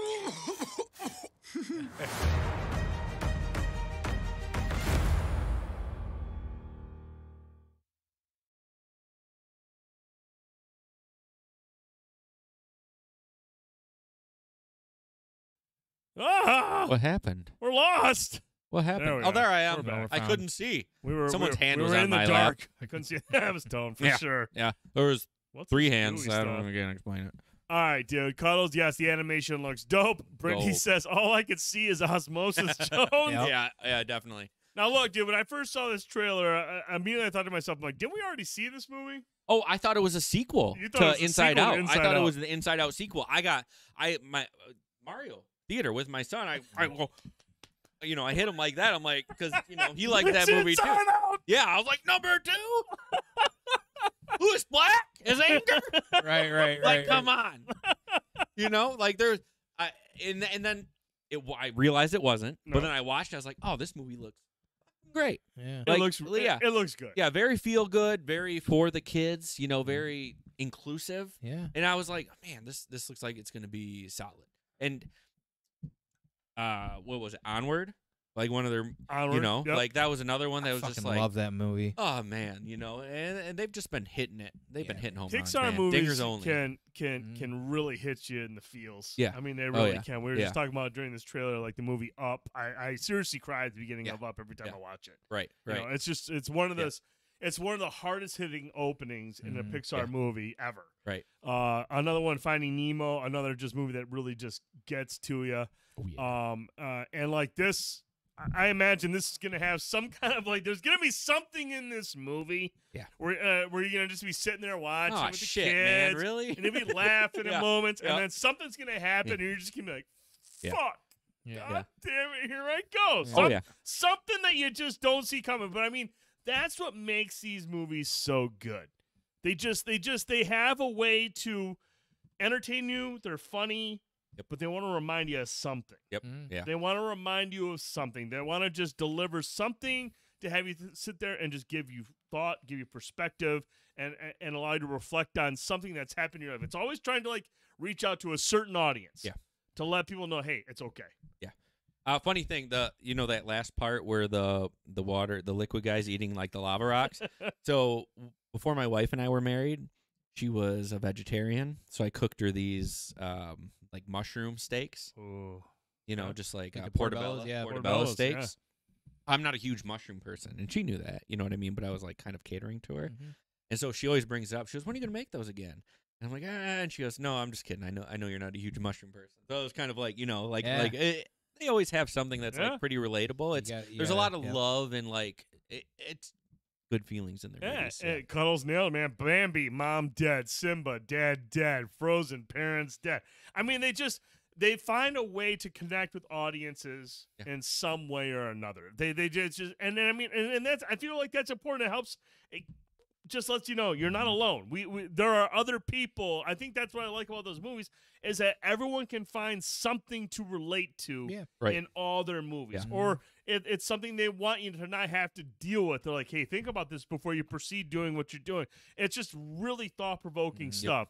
They always find a way to teach kids about death. They really do, like how to deal with certain things, not just death, but just all sorts of stuff. How to deal with whether it's mental health or whether it's death or loss or something like that.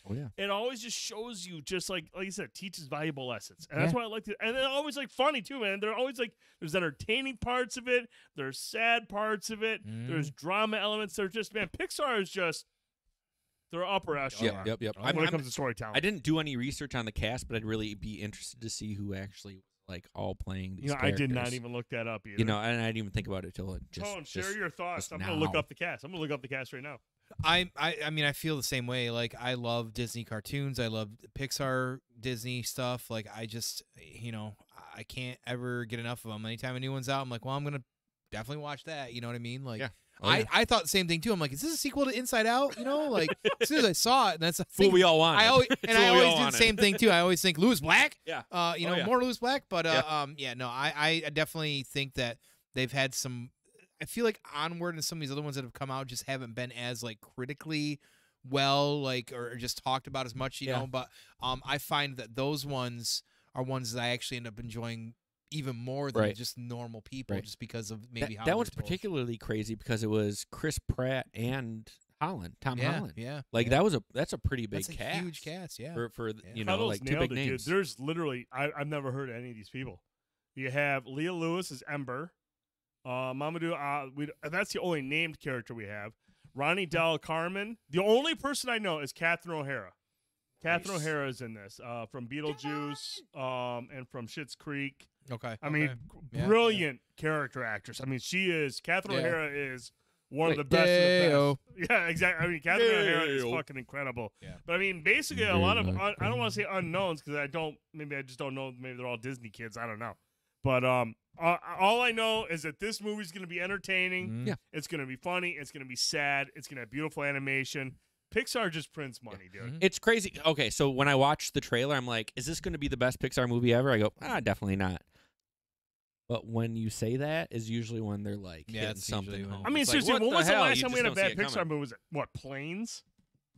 Cars 3? Yeah. Cars 3 wasn't even that bad. It's better than Cars 2. Planes probably? Was it Planes probably the worst Pixar movie? Yeah. I forgot about that. It might be. That was Planes rough. is fucking Was that terrible. direct to home or was that? No, it was in theaters for about a week. Jeez, Pete's, man. It was bad, dude. Oh, Mater. It's not Planes, but don't do that. That's my only connection. Don't do that. Planes is shit. Don't do that. All right. Make me one of the monsters, man. Dude, all right. We're rallying right now, bro. Yeah, we're feeling good right now. All right, so now we're going to go back to horror. We go from some scary. We go with fucking Elemental. Now, look, I don't know. Have you guys ever watched the Insidious movies? No. James Wan. It's the James Wan universe, kind of similar like Conjuring and Annabelle, all part of that universe. Stars Patrick Wilson, who is in the Conjuring movies, is Ed from that, the couple that does. It's kind of like an anthology thing. In that Hard Candy movie? I think. Where he's trying to rape. What's his name? I think he is. Yeah. But anyway, Patrick Wilson, and he's actually directing this one. So Patrick Wilson is directing. This is the 5th entry in the Insidious movies. I still think Insidious 1 is seriously one of the best horror movies of the last 20 years. It's just really, really good. It's got a lot of striking visuals.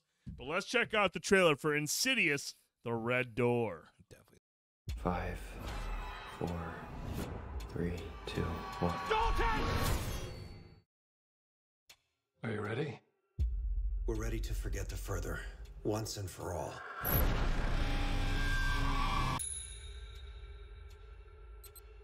My brain just been foggy past few years. All I ever wanted was to be a good dad. Dalton. Mom. Renee.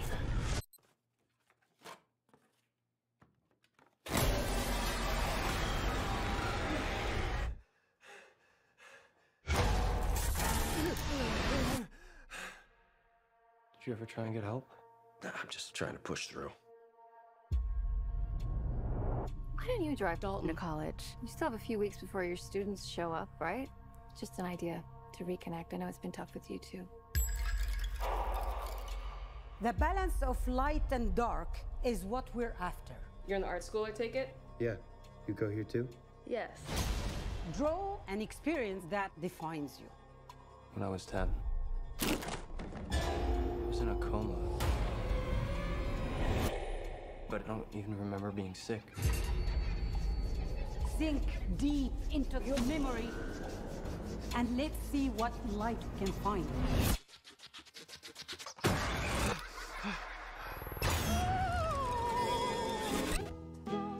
I'm seeing crazy stuff. I think these drawings could be clues from my past. There's so much you don't know, and I was too scared to tell you the truth. Our family has been keeping secrets. They suppressed our memories, but I can still feel something following us.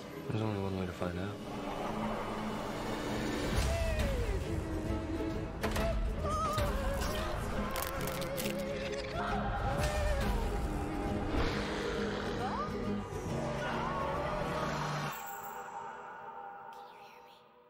I feel like I'm getting closer to something, or something's getting closer to me.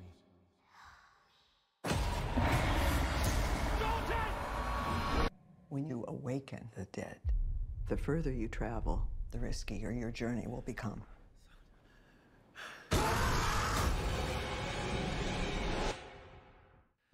Yo. Yeah, no, I'm with Brittany. These movies do anxiety. give me anxiety. Anxiety's right. But I mean, but I mean, hey, that's the point. Yeah, they're effective. If you're feeling anxious, if you're feeling terrified, you know what? You've done a really good job. The first one, like, look, the Insidious movies after the first one have rated from decent to okay. But the first one is still one of the best horror films I've seen from the last 20 years. It was really, really good. It had a great story, a great cast.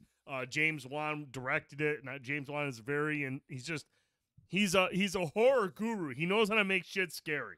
Yeah. And anytime you involve demonic like creatures that are in the shadows and that have very distinct features on their face, there's a scene in that movie where the dad is talking to his mom and she's explaining what happened to him when she was a child, and she's sitting at the table and she hears a noise, and as she looks at him, there's a demon, like it just cuts to him and there's a demon behind him making this horrific face. And I remember I was in the theater and I literally banged my fucking knee off the chair in front of me because I jumped so fucking high. It was seriously one of the biggest jump scares I've ever had in my entire life. Yeah. And it was just because, and it was not only just because of that scene, it's just everything that led up to it. It just done a great job of building tension and making it very uncomfortable and building anxiety. And like, look, this is 5 deep. How much more can they really do? I don't fucking care. I'm going to go see it.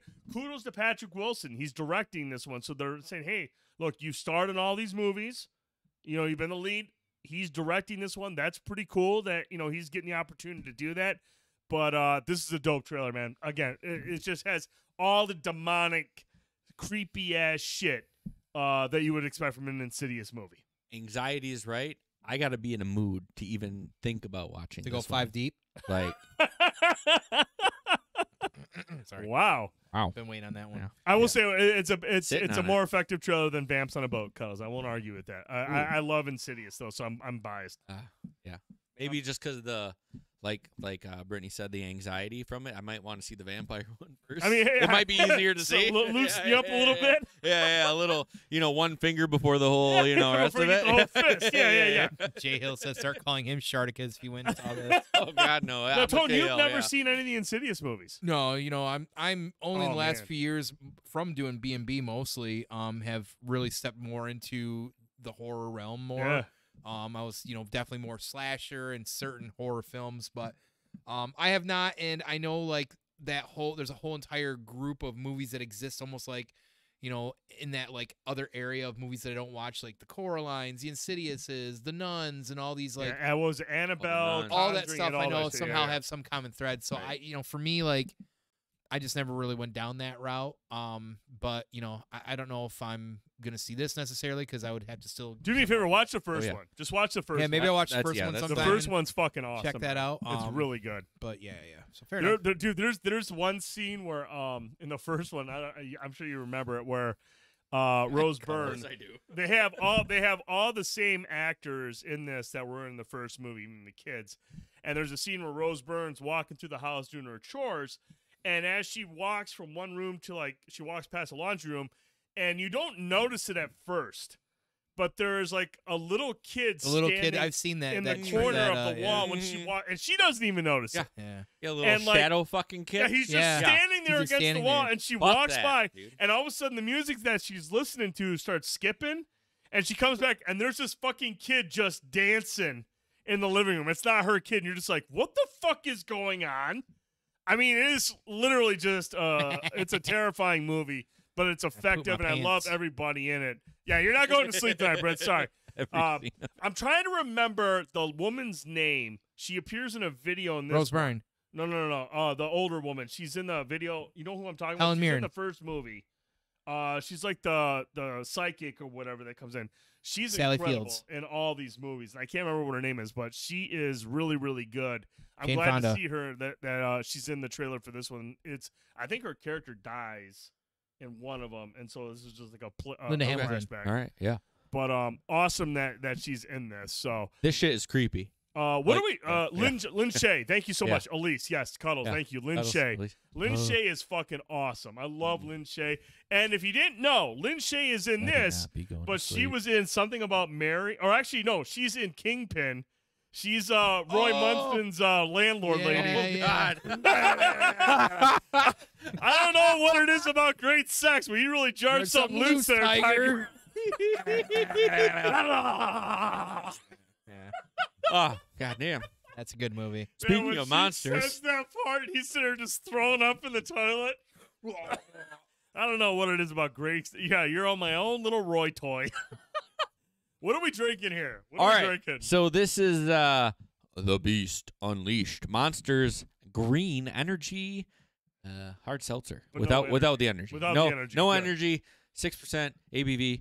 They still has the mark of the beast on it. It smells exactly like a green monster. Okay, this smells like it butthole. It smells like dish It soap. smells like a butthole that someone tried to clean, which is what a green monster smells like.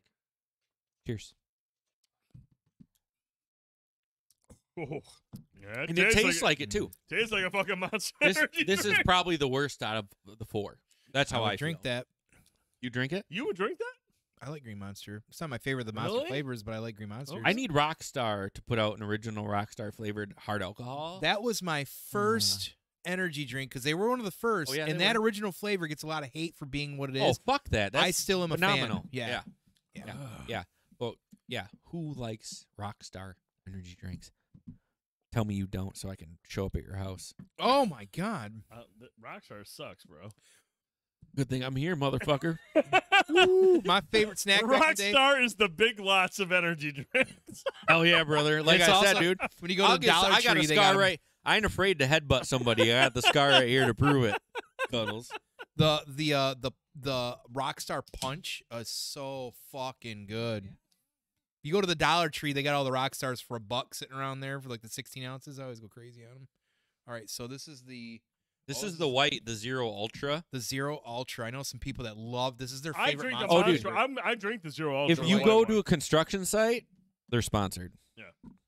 I drink that one, dude. No, I drink the white I one. mean, I go I'm with the not- Rosa, Yeah. the pink. But I mean, it even looks like that shit, right? Like it looks It's like yeah. fizzy semen. Yeah, dude. That tastes like the fucking Smells like a toe. Yep. Smells like a toe. I like that one. God damn, that's weird. It's uncanny how much it tastes just like the And original thing. I've already been talking about because I recently tried an entire 12-pack of the Mountain Dew Seltzies. Yeah. I And love them. There's only 3 flavors. 4. Yeah. 4. And I love them. Yeah. Yeah, well, whatever. Yeah. I just can't leave them alone. Tried the but entire this is 12-pack. also dangerous, though, because I'm an energy drink person. This is fucking dangerous. Yeah. I tell you, the worst thing I ever did with energy drinks, 5-hour energy drinks. Butt chugged. You guys know those ones, right? Cuddles. Yeah. 5-hour energy drinks. Yeah. I remember this was when I was working over on Bay Road, and Marshmallow's I very had to good. stop and get something from 7-Eleven, and I grabbed a 5-hour energy, but I didn't realize it was the maximum strength one. So 30-hour energy drink. It was like the extreme one or whatever it was, and I seriously got to work or I was pulling to work and I slammed it, and I remember about an hour into work, and it's like June, but it's not super hot. And hey, Panda, thanks for hanging out, buddy. Have a good night. And I'm sitting there, and I look down. I'm like, what the fuck? I got tits sweat, and I notice that as somebody comes over to my desk, going, "Hey, is everything all right?" And I'm like, "Why?" And they're like, "We can hear your foot."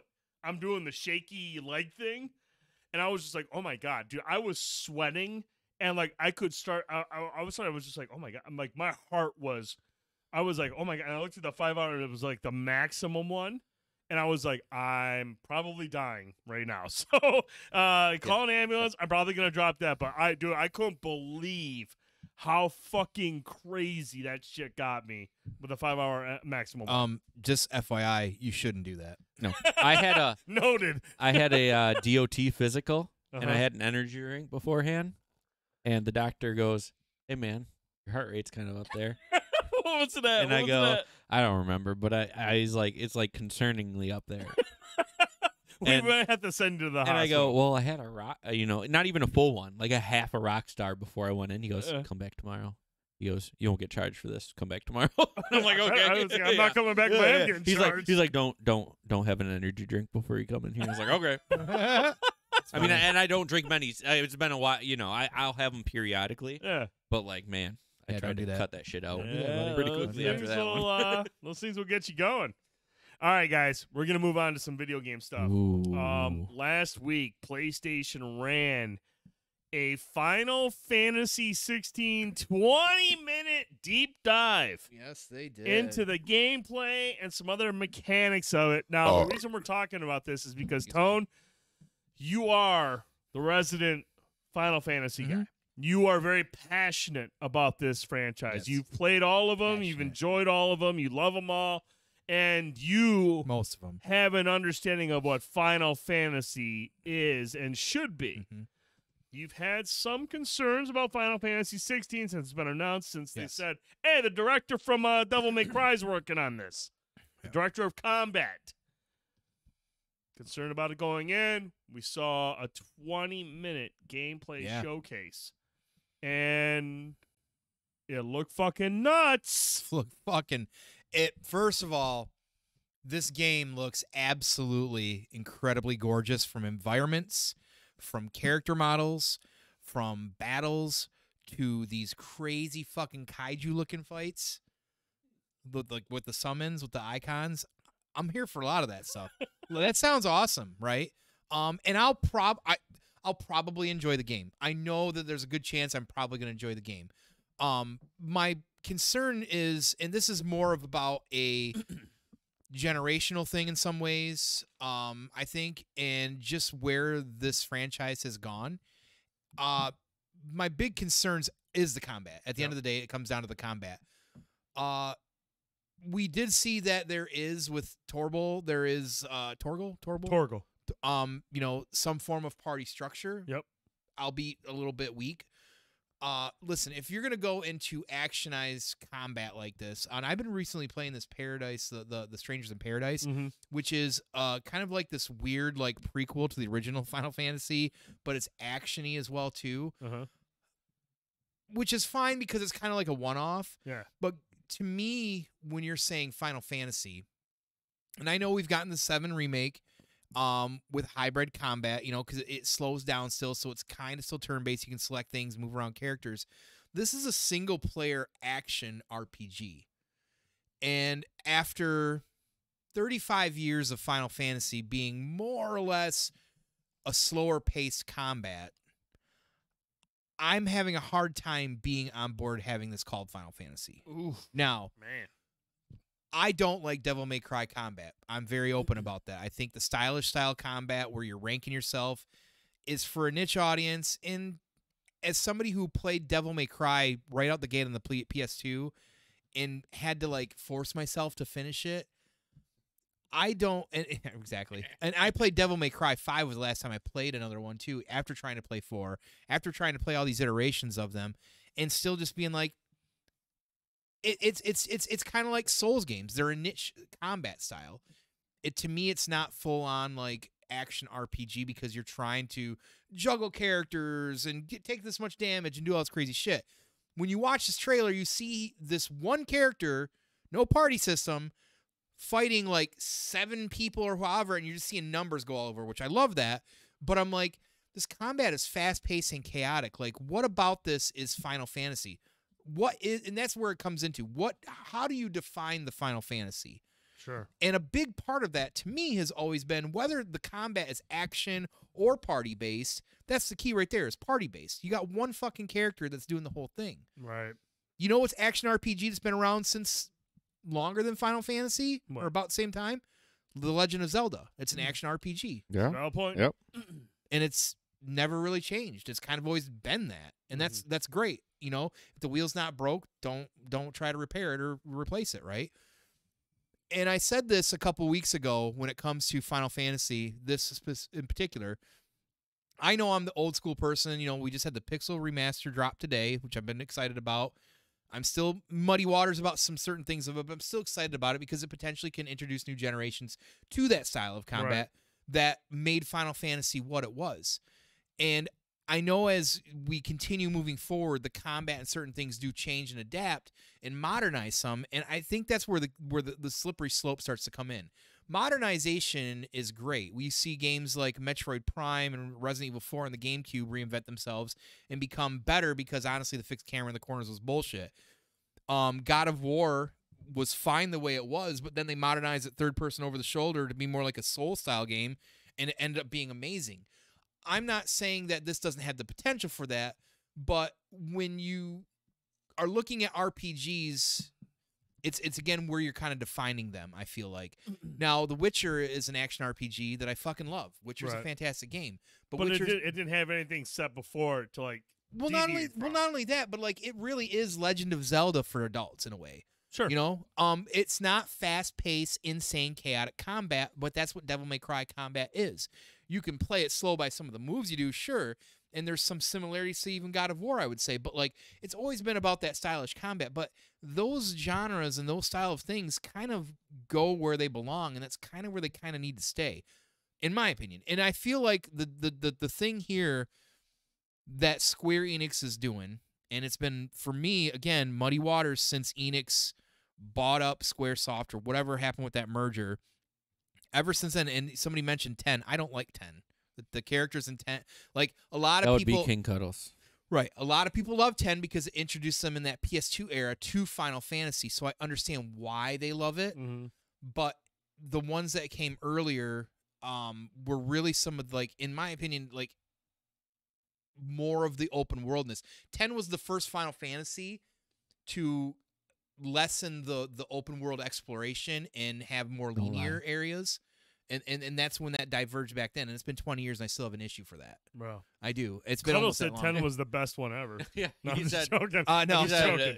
He did all say of them 8, except 10. He did say 8 is better than 7, and I'm not gonna lie. I've heard a lot of people say that about. There's 8. about 5 people that say that typically. I played an hour and a half of that game and still have the strategy guide, and the game's barely been touched. Cool. 8 is I think 8 had great premise with the characters and things like that. I think it had the potential to be as iconic, but they changed into like the kind of like the, I don't know if it's the gambit system. It was the draw system where you had to draw some of your power from the enemies.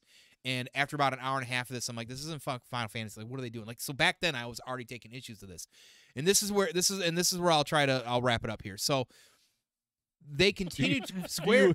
Do you ever wrap it up? No. He doesn't wrap anything up. It's condom spelled with a K, just right? like, yeah, man. It's a K, right? Like Mortal Kombat, like condom, like I don't. There's a reason he likes these, you Right. guys. Yeah. It's a total coal situation going on over here. Motherfucker. They continue to put out, Square does, these awesome games on specifically the Switch. And there's other type, like even Triangle Strategy, which is like a tactics based whatever. You know, they don't call them Final Fantasy, but they don't call these games like Bravely Default and Octopath Traveler. Those are Final Fantasy games from yesteryear. Yeah. to appease the grandpas like me and stuff like that. They're not calling them games Final Fantasies because that combat's not going to sell to the masses, because just like everything else in the fucking world, we're all about small individual packaged bullshit that we can intake and just kind of ride the wave and get done because we're moving on to the next big thing in 2 seconds. That's what this is about. They can't sell Final Fantasy with that old school combat because literally, Grandpa on the porch again, the kids these days don't want to play that slow-ass combat. Now, you've been playing Octopath Traveler. They want explosions on the screen. You've been playing Octopath Traveler, and you've been like, man, these are great fucking characters. Yeah. And this, the combat. Like, it's because for me, like, that slow-paced combat, it comes back to strategy. That's the word I always go to, is strategy. There's more strategy involved. And I'm not saying that's part of the party system, too, right? Because you're working together. Strategizing. You're getting the synergies between the characters. As somebody that plays D&D, when you think of archetypes, you want your tank, your DPS person, maybe a mage person of some sort, and a healer. Oh, and a guy that'll set the whole fucking forest on fire. And a guy that'll set the whole fucking forest on fire. Great RPing. And that's where I'm coming to full circle here with this. Final Fantasy 16 has to evolve. At least that's what Square thinks. Because look how many people are excited about this. All kinds of people. They see the combat. They see the explosion. This will set. If you were doing Final Fantasy as even 15, which I actually enjoyed the 3/4 of the 15 before the game started to suck, even though the combat was more like Kingdom Hearts. So it was kind of action RPG. It was getting to this hybrid area where it was borderline. And I enjoyed it. And like I said, I'll probably enjoy this. But at the end of the day for me, I did. I did. Right and I'll probably play this, and you know what? I'll probably enjoy it. At the end of the day, I'll be like, yeah, it was fun, but like, I'm not gonna lose sight of the. Yeah, I mean, you can go into, even you, a staunch old school Final Fantasy guy, can go enjoy it for what it is, but then still come back and be like, this isn't the Final Fantasy. This isn't this. Yeah, and it hasn't really been Final Fantasy for a while. Yeah. I mean, to a degree. I mean, what was last? 13 is very well hated. It split the fans. Like 15's helped, and 11 and 14 are online and different experiences. So it's like they don't count. 14's a juggernaut. 14's is one of my favorite all-time MMOs. But since 10, honestly, 10 was the last true turn-based version of that system. Because 12, that's where Dragon Age, I still think, stole their ideas. 12 was the Gambit system, which was like Dragon Age, which is like Dragon Age is a slow-paced kind of action-y, but also you could slow it down and strategize and select your. I know you're ready to fall asleep. What? But they haven't really been like that for a while. And Mario guy. Yeah. The first time I played a Final Fantasy, it was my turn. I go, what the fuck is this? Yeah, exactly. And I went back to Mike Tyson's Punch-Out, where I can beat Glass Joe. Right. This is way more strategy. Don't worry about my Glass Joe skill or lack thereof. But no, I know that for a long time it hasn't been Final Fantasy, and I would guess I was just hoping that, at some point we would dial it back, because that's what they did with 9, because 8 was so divisive with the community, and they had to. I do not. Rhythm, baby. So I'm still going to say my piece on it, and it does come down to me to integrity, because I grew up with Squaresoft, which cared about that kind of style and that kind of combat, and I'll still play it. I'm sure it's probably going to be fun and awesome, but unfortunately, if I want what Final Fantasy was, I got to play things that are named not that, apparently, because Final Fantasy no longer is Final Fantasy. So this is least turn-based? This is not. This is action RPG. Nice. Any action RPG. We don't even know if it's going to have the hybrid system at 7. I don't think it's going to have any of that. I so pretty much think this is literally Devil May Cry. This is Devil May Fantasy, or Final Devil Cry. So is this just them trying to pull more people into Final Fantasy, like one last cry? I think this is a lot of things going on, and I think it comes down to appeasing everybody, because simplifying things and trying to generalize things, make it more general for 15 did okay, but 15 fell short and was in chaotic development hell. And 14 and 11 are niche crowds if you play MMOs. 13, a lot of people, I played 20 minutes of it and never touched any of the 3 of those ever again. I don't care about those characters, and a lot of people don't. So will this be good for the series? In name only at this point, because they're just selling the name. I mean, they might as well just put Mountain Dew on it or something. So But man, it looked good as fuck, though. That's for sure. It looked beautiful as fuck. And you know what? Like I said, at the end of the day, I'm going to play it. And it's probably going to be fun. And I'm probably sit here and say, yeah, you know, it was a great game, but it's still not Final Fantasy. Yes. Hey, speaking of doesn't seem like the original, let's talk about Mandalorian. Holy shit. Oh. We're on. Spoiler free. Spoiler free. Nah, bro. Semi-spoiler free. Shout out Kevin Nash and that Super Shredder shit, dude. For real. Super Shredder. Super Shredder, dude? Where? Come on. What? I know you played Super Shredder, but what are you talking about? This new episode of The Mandalorian? He was in episode? it? Dude. You didn't see him at the end there? Yeah, I'm going to smack you. Oh, my God, dude. Just pour me some more Monster, will you? This is Scary Berries. Scary Bear. Oh, okay, now I haven't had this yet. What? Yeah, and we got one more. It's the peach one. So, I haven't watched since y'all ruined it a couple weeks ago, so go ahead and spoil it. All right. All right. We're not spoiling. No, we we're going won't to keep it spoil. light. We're going to keep it light. I can't believe you don't get the Super Shredder reference. That's fucking good. That's the best one out of the three of them. Wait, we got one more. Oh, jeez. Man. Ah, fuck. That one's good as hell. Yeah. That was good as hell. Yeah. All right, Tone. So, Yeah. guys, we've all watched it. The finale dropped today for Mandalorian Season 3. The weird, very bizarre season comes to a close. Like I said, we're going to keep it spoiler-free. Yeah. I feel like it was the most focused episode out of the last, 4 or 5. But at the same time, I do feel like it was kind of goofy. In a couple seasons, I'll talk to you guys about the spots I thought were goofy after the show. But overall, the finale was an improvement over the previous episodes. I feel like I said, it had good action for the most part. And moved the story forward a little bit. I think we have a better understanding, even though we may not agree with what Disney is doing with certain characters going forward. I think we have a clear understanding of where they're going with this franchise.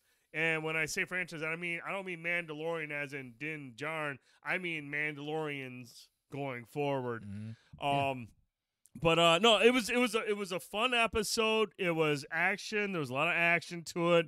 You had a big face-off at the end. But for the most part, I don't want to say it repaired what had happened prior to it, but it just kind of funneled into something that I feel like is the best that they could do, all things considered, what they had set up prior to it. Now, whether or not it's going to be an ending that everyone's going to be like, oh, yeah, I saw that coming, or that makes sense. Based on what they've been leading up to, here we are. I thought it was, like I said, I think it was the best episode out of the last couple. But, Josh, I'm going to come to you first because fuck Tone. I can tell he's starting to red up a little bit in the cheeks, so we're going to give him a second to compose himself. A little bit. But I'm going to come to you, Josh, your thoughts on, your overall general thoughts on the final episode. Aside from the Super Shredder scene that I really loved, that I was super into, I mean, go back and watch Turtles 2 and then watch this episode of Mandalorian. You go, fucking Super Shredder. Can't believe you're not catching on to it yet. But, okay, so... Yeah, it was kind of dry, right? Yeah. This has been kind of dry for me. Yep. The last couple episodes, I'm like, okay, I've been trying to think outside and look at it from an outside perspective. Yeah, Mandalorian it doesn't mean it's, Doesn't mean it's just Din, it's Mandalorian. Right. It is. Even overall. though he's originally in all the marketing. But yeah, exactly. I know. You're not wrong. I know. But you're not wrong. I've been trying because I really loved this episode or this series when it started. Yep. And so I'm like, well, where the fuck is this going? Yep. You know what I mean? And I'm trying to grasp onto something that I've loved. You know what I mean? And so I've kind of found some consolation in these last couple episodes. The way the last one ended and what we're going into this one. I thought this one was very enjoyable, this last episode. Yeah, There's a lot of things going on and stuff like that. Is it ending where I wanted it to or where, I thought it was going? Not necessarily, but I get it. And I like the idea of establishing the Mandalorian on Mandalore. I think that's great. Yep. I really do. I don't know. I'm skeptical of the future of it. I don't want to be. I honestly, I don't know how anyone can even have a clue where this series. They haven't fully officially announced the season 4, but apparently it's been written. I mean, I think that's the rumor. I think we can guess based on what we've seen in the last couple episodes. I think we can kind of unless, dude. I feel like, dude, man, if if they try to take this series back to season 1, it's reactionary. And it would be way too jarring. I feel like the path that they've set right now over the last couple episodes, you can't go back. Right. You can't go back because then the fans can be like, dude, what are you doing? Yeah. Right. It'll be like Rise of Skywalker. Yeah. There'll be it's just too much retconning. It's too much backtracking. Dude, you have set a path going forward now. Yeah. We know who's who. We know who's important. You can't go back. Yeah. Yep. And also left open some openness for some characters. Sure. Yeah. So I was really happy with Grogu going with Luke. I thought that was awesome. I thought that was an awesome concept. He's talking about season 2. Yeah. It's not a spoiler. Yeah. No. Yeah. This isn't a spoiler. So fuck off. But then like bringing it all back, I'm like, someone that wasn't in the overall concern about this process decided knock it off, Cuddles. Hey, Cuddles, I was super excited. I was like, hey, is Luke coming back? Right. Is Luke there's a question in my mind, like, hey, is Luke coming back? No, but someone that wasn't overall concerned about the whole thing was like, well, we got to bring the moneymaker, the Ewok. We got to bring him back. Right. You know? Exactly. And exactly. That's what it was. Star Wars, they're guilty of it once, twice, 3. Well, since Disney's had it nonstop. 5 words. Never made it as a wise man. God damn you. Shout out Nickelback. Well, no. I mean, we're money grabs. I mean, it is what it is, and I think they salvaged what they could from that decision in this season. Was it all great? No, it wasn't. No. But here towards the end, I think I could kind of seeing it coming back up. Anything. God damn it. They weren't even playing anything. Sick. That's not even real. That is sick. That's not even real. Nickelback's not even a Twitch name. Shout out, Cuddles. As a Twitch. I look at this photograph. How many we got? I do love your pants around your knees, or whatever the name of that. They're all bad. You're a hero. Oh my God. No, but He's my hero. I look forward to the next season just based off of how this ended. There's some cool I just hope it's more focused. Yeah, I hope so. Like I said, they've set it up. Commit to it now. Yeah. You're not going to please everybody at this point. But you know what? Be consistent. Commit to the story that you've laid out in front of everybody. I mean, you don't have this. I mean, everyone knows where this is going, Tone. I'm going to let you have your moment here on the stage. But everyone knows where this is going. Commit to it now. Yeah. Season 4 has to commit. If you change course and try to react to fans, just cancel the fucking season, bro. Yeah. Leave it to where it ended on this episode, which would be a perfect way to end it. Yep. But do not fucking go back. Don't. Stay the course. Yeah. Go ahead, Tone. I think, first of all, I think it's quite obvious of all the stuff since Rohit's been here in our Star Wars chat out there in the ether and Signal, where we talk about Star Wars all day nonstop with Rohit and Dratson and Crash and our buddy Jay. I think at this point, it's quite clear there was literally a mess going on behind the scenes. I think it has to do with Pedro is part of it as well, too. And whether it really is about the helmet or more, I think it's quite clear that Kathleen Kennedy and somebody in Disney or somebody wanted more hands involved. That's why they switched gears with Grogu. And that switch and what they did with the Boba Fett, Book of Boba Fett, they handing off Grogu to Luke was a great idea to move that forward and create more. Should have stuck with it. Should have stuck with it, and I think that's been the fuck up, and I think that's where the division came with Favreau, Filoni, and the bigwigs, and it shows because it's lazy writing this season. We didn't see that for the first 2 seasons. This season felt like not only a season finale, it felt like a series finale, and I would be fine on that. I agree with you 100%. This felt like a series finale. And if that's the case, then good. And then maybe move on to a different series, and I'll get into that in a moment. But the problem was with this messy series or this messy season is you know, you go back to that one episode where you had just the Book of Boba Fett thing where they had this whole entire the whole thing with episode, Dr. Pershing, which didn't feel like anything that had anything to do with this. Most literally everything, had nothing to do with really. Well, the rumors are that was filmed for like the Rangers series, and they didn't want to let all that footage go. That's the rumor right now. They felt like they had to throw it in there. Which guess whose decision that probably was? Probably Kathleen Kennedy. I'll blame her on fucking everything. Who's been around forever. You can, and I think that's got something she to do with it. She produced fucking Indiana Jones back in the 80s. So they're like, oh, this is fucking gold. We're just going to do whatever she wants. We're going to baptize people this fucking thing because that's what Kathleen Kennedy says. Sorry. No spoilers. Spoiler free. Is this one? Fucking pineapple peach. mango or Pineapple peach? yeah. Rings.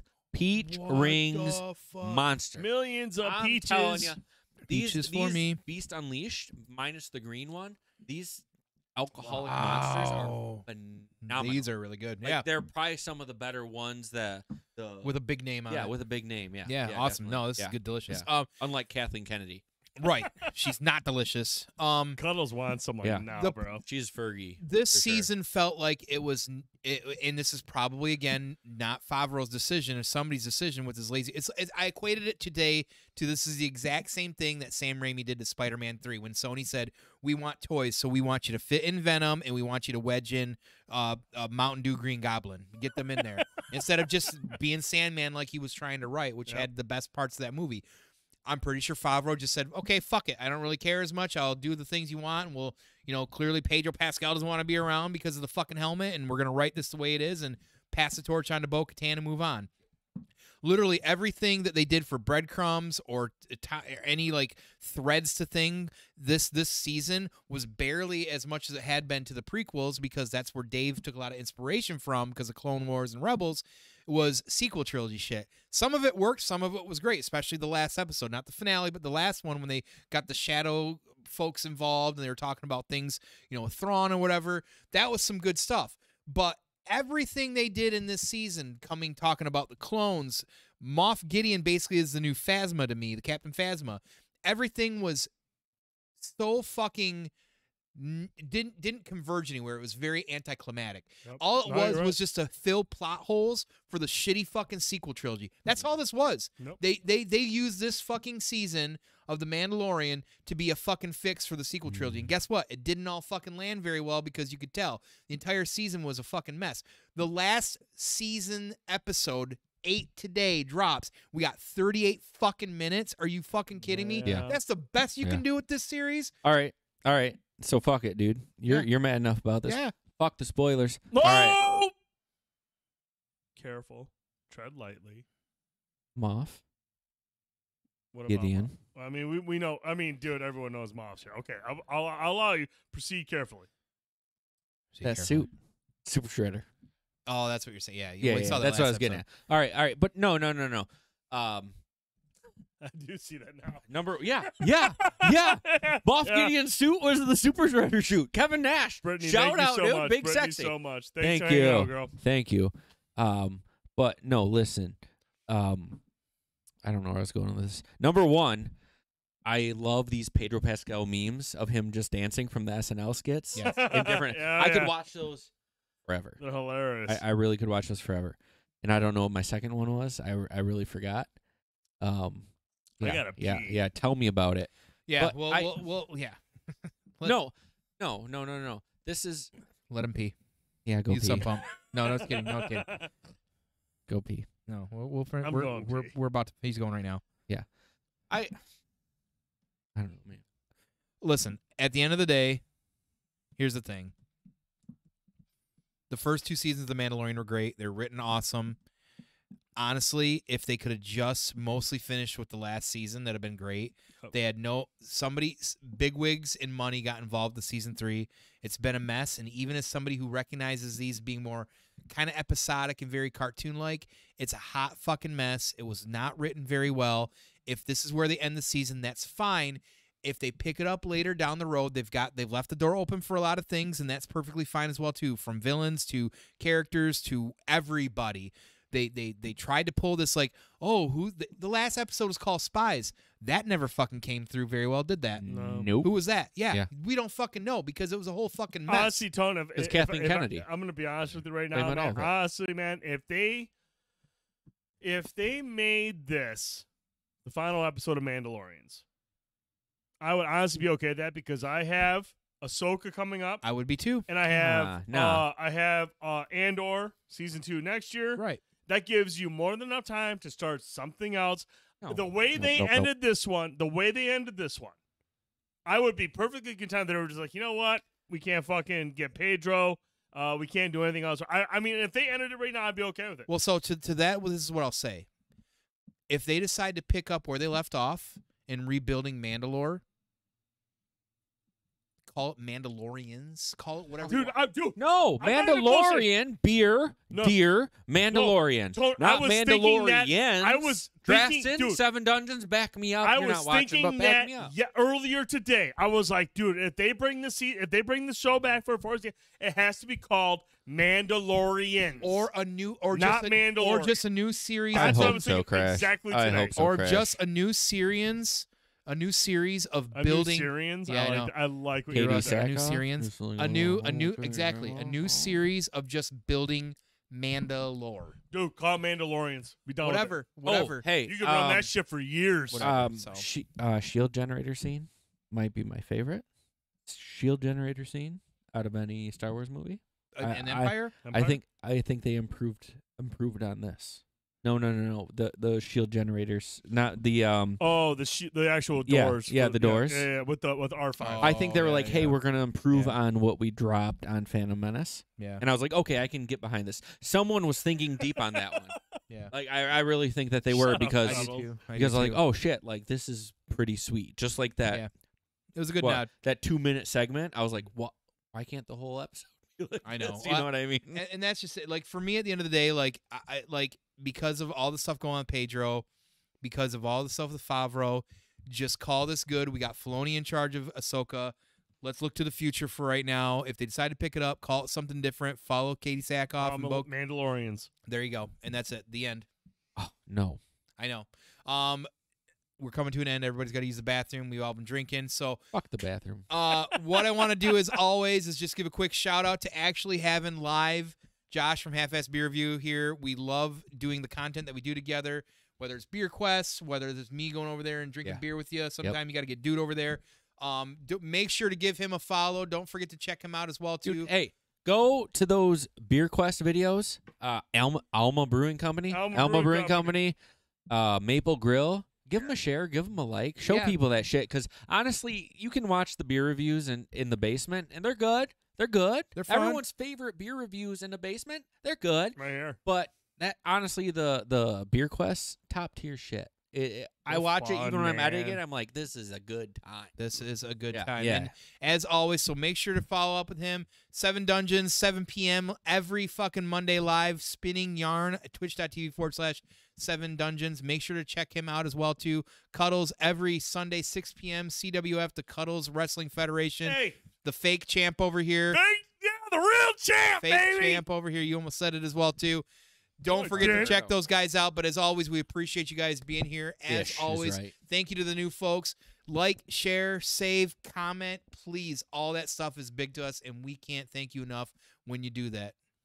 Thank you. Play some Final Fantasy. Play some Devil May Cry Fantasy. Yeah. And if you're planning on picking up Star Wars Jedi Survivor, make sure you got some room on your hard drive. 140 gigs you're going to need on your hard drive. Good thing I got that extra terabyte. That's a beefy-ass game. But, no, seriously, man, we appreciate everybody that tuned in. If you're never, ever able to catch us live, you can check out our VODs on YouTube, Banter and Babble, or you can listen to us on your favorite podcast. Damn, fucking dude. Drunk, bro. Because this peach one is the best. No, I already drank mine. And you spilt some on me, bro. The cops are going to be all over me. On your face. Yeah. And happy birthday to Half-Ass Beer Review, Josh. Happy birthday to this fucking guy. 38. Motherfucker. What have we been playing? I've been playing Horizon Forbidden West. I actually played through the campaign, finished it up the other day. Burning Shores is waiting for me. All my video games. Should I have a half-ass van, King Cuddles, where I invite people to sit in the back and drink beer with me? Oh, Jesus. Yeah. I'm going to cut it off before he crosses the line here. But that's going to do it for tonight's show. We appreciate Josh being here, man. Thank you. Thank you so much, man. Thank I you. appreciate it. I just want to touch him. He just wants to get his hands that's right, on him. We will be back next Wednesday, 9 p.m. Eastern. We'll have plenty to talk about. Tone, the big movie this weekend, Evil Dead Rise. We're going to go see it. We're hyped about that shit. Let's see. Is it able to live up to the Evil Dead Rise name? Obviously, the reviews have been phenomenal. All across the board. Looks like it. Sitting at a 96% on Rotten Tomatoes, almost unheard of for horror films. I'm going to go see that shit tomorrow night. I'm hyped about it. I know you're seeing it this weekend. You'll probably take your kids to go see it because that's a great family Just my movie. 4-year-old. Your 4-year-old would love it. They'll sleep great at night. But that's going to do it for tonight's show. Friday nights, I might stream. I might just play golf with Josh. So it's a 30% chance. You got a 30%. 66% chance. There's No, a better Scott chance Steiner. of me going eating pizza upstairs right now. But Friday night, I might try to stream some video games. Maybe I'll do some Burning Shores. Maybe I'll just play golf with Josh. I don't know. I'm going to do something on Friday. I got kind of a crazy weekend again this weekend. That's the only thing I don't like about when the warm weather kicks in, dude. The sports starts and the kids stuff. Fucking weekend. Bullshit going on. Yep. It's not bullshit, but, in terms of, like, creating content, it's kind of hard to It do. ain't easy being a daddy. But that's going to do it. Yeah. For Josh, from Half-Ass Beer Review. Peace. For Fanboytone. This guy. I'm TheDude79. Thank you so much for being here tonight. We'll see you next Wednesday, 9 p.m. Eastern, right here on Twitch. Be safe, everybody.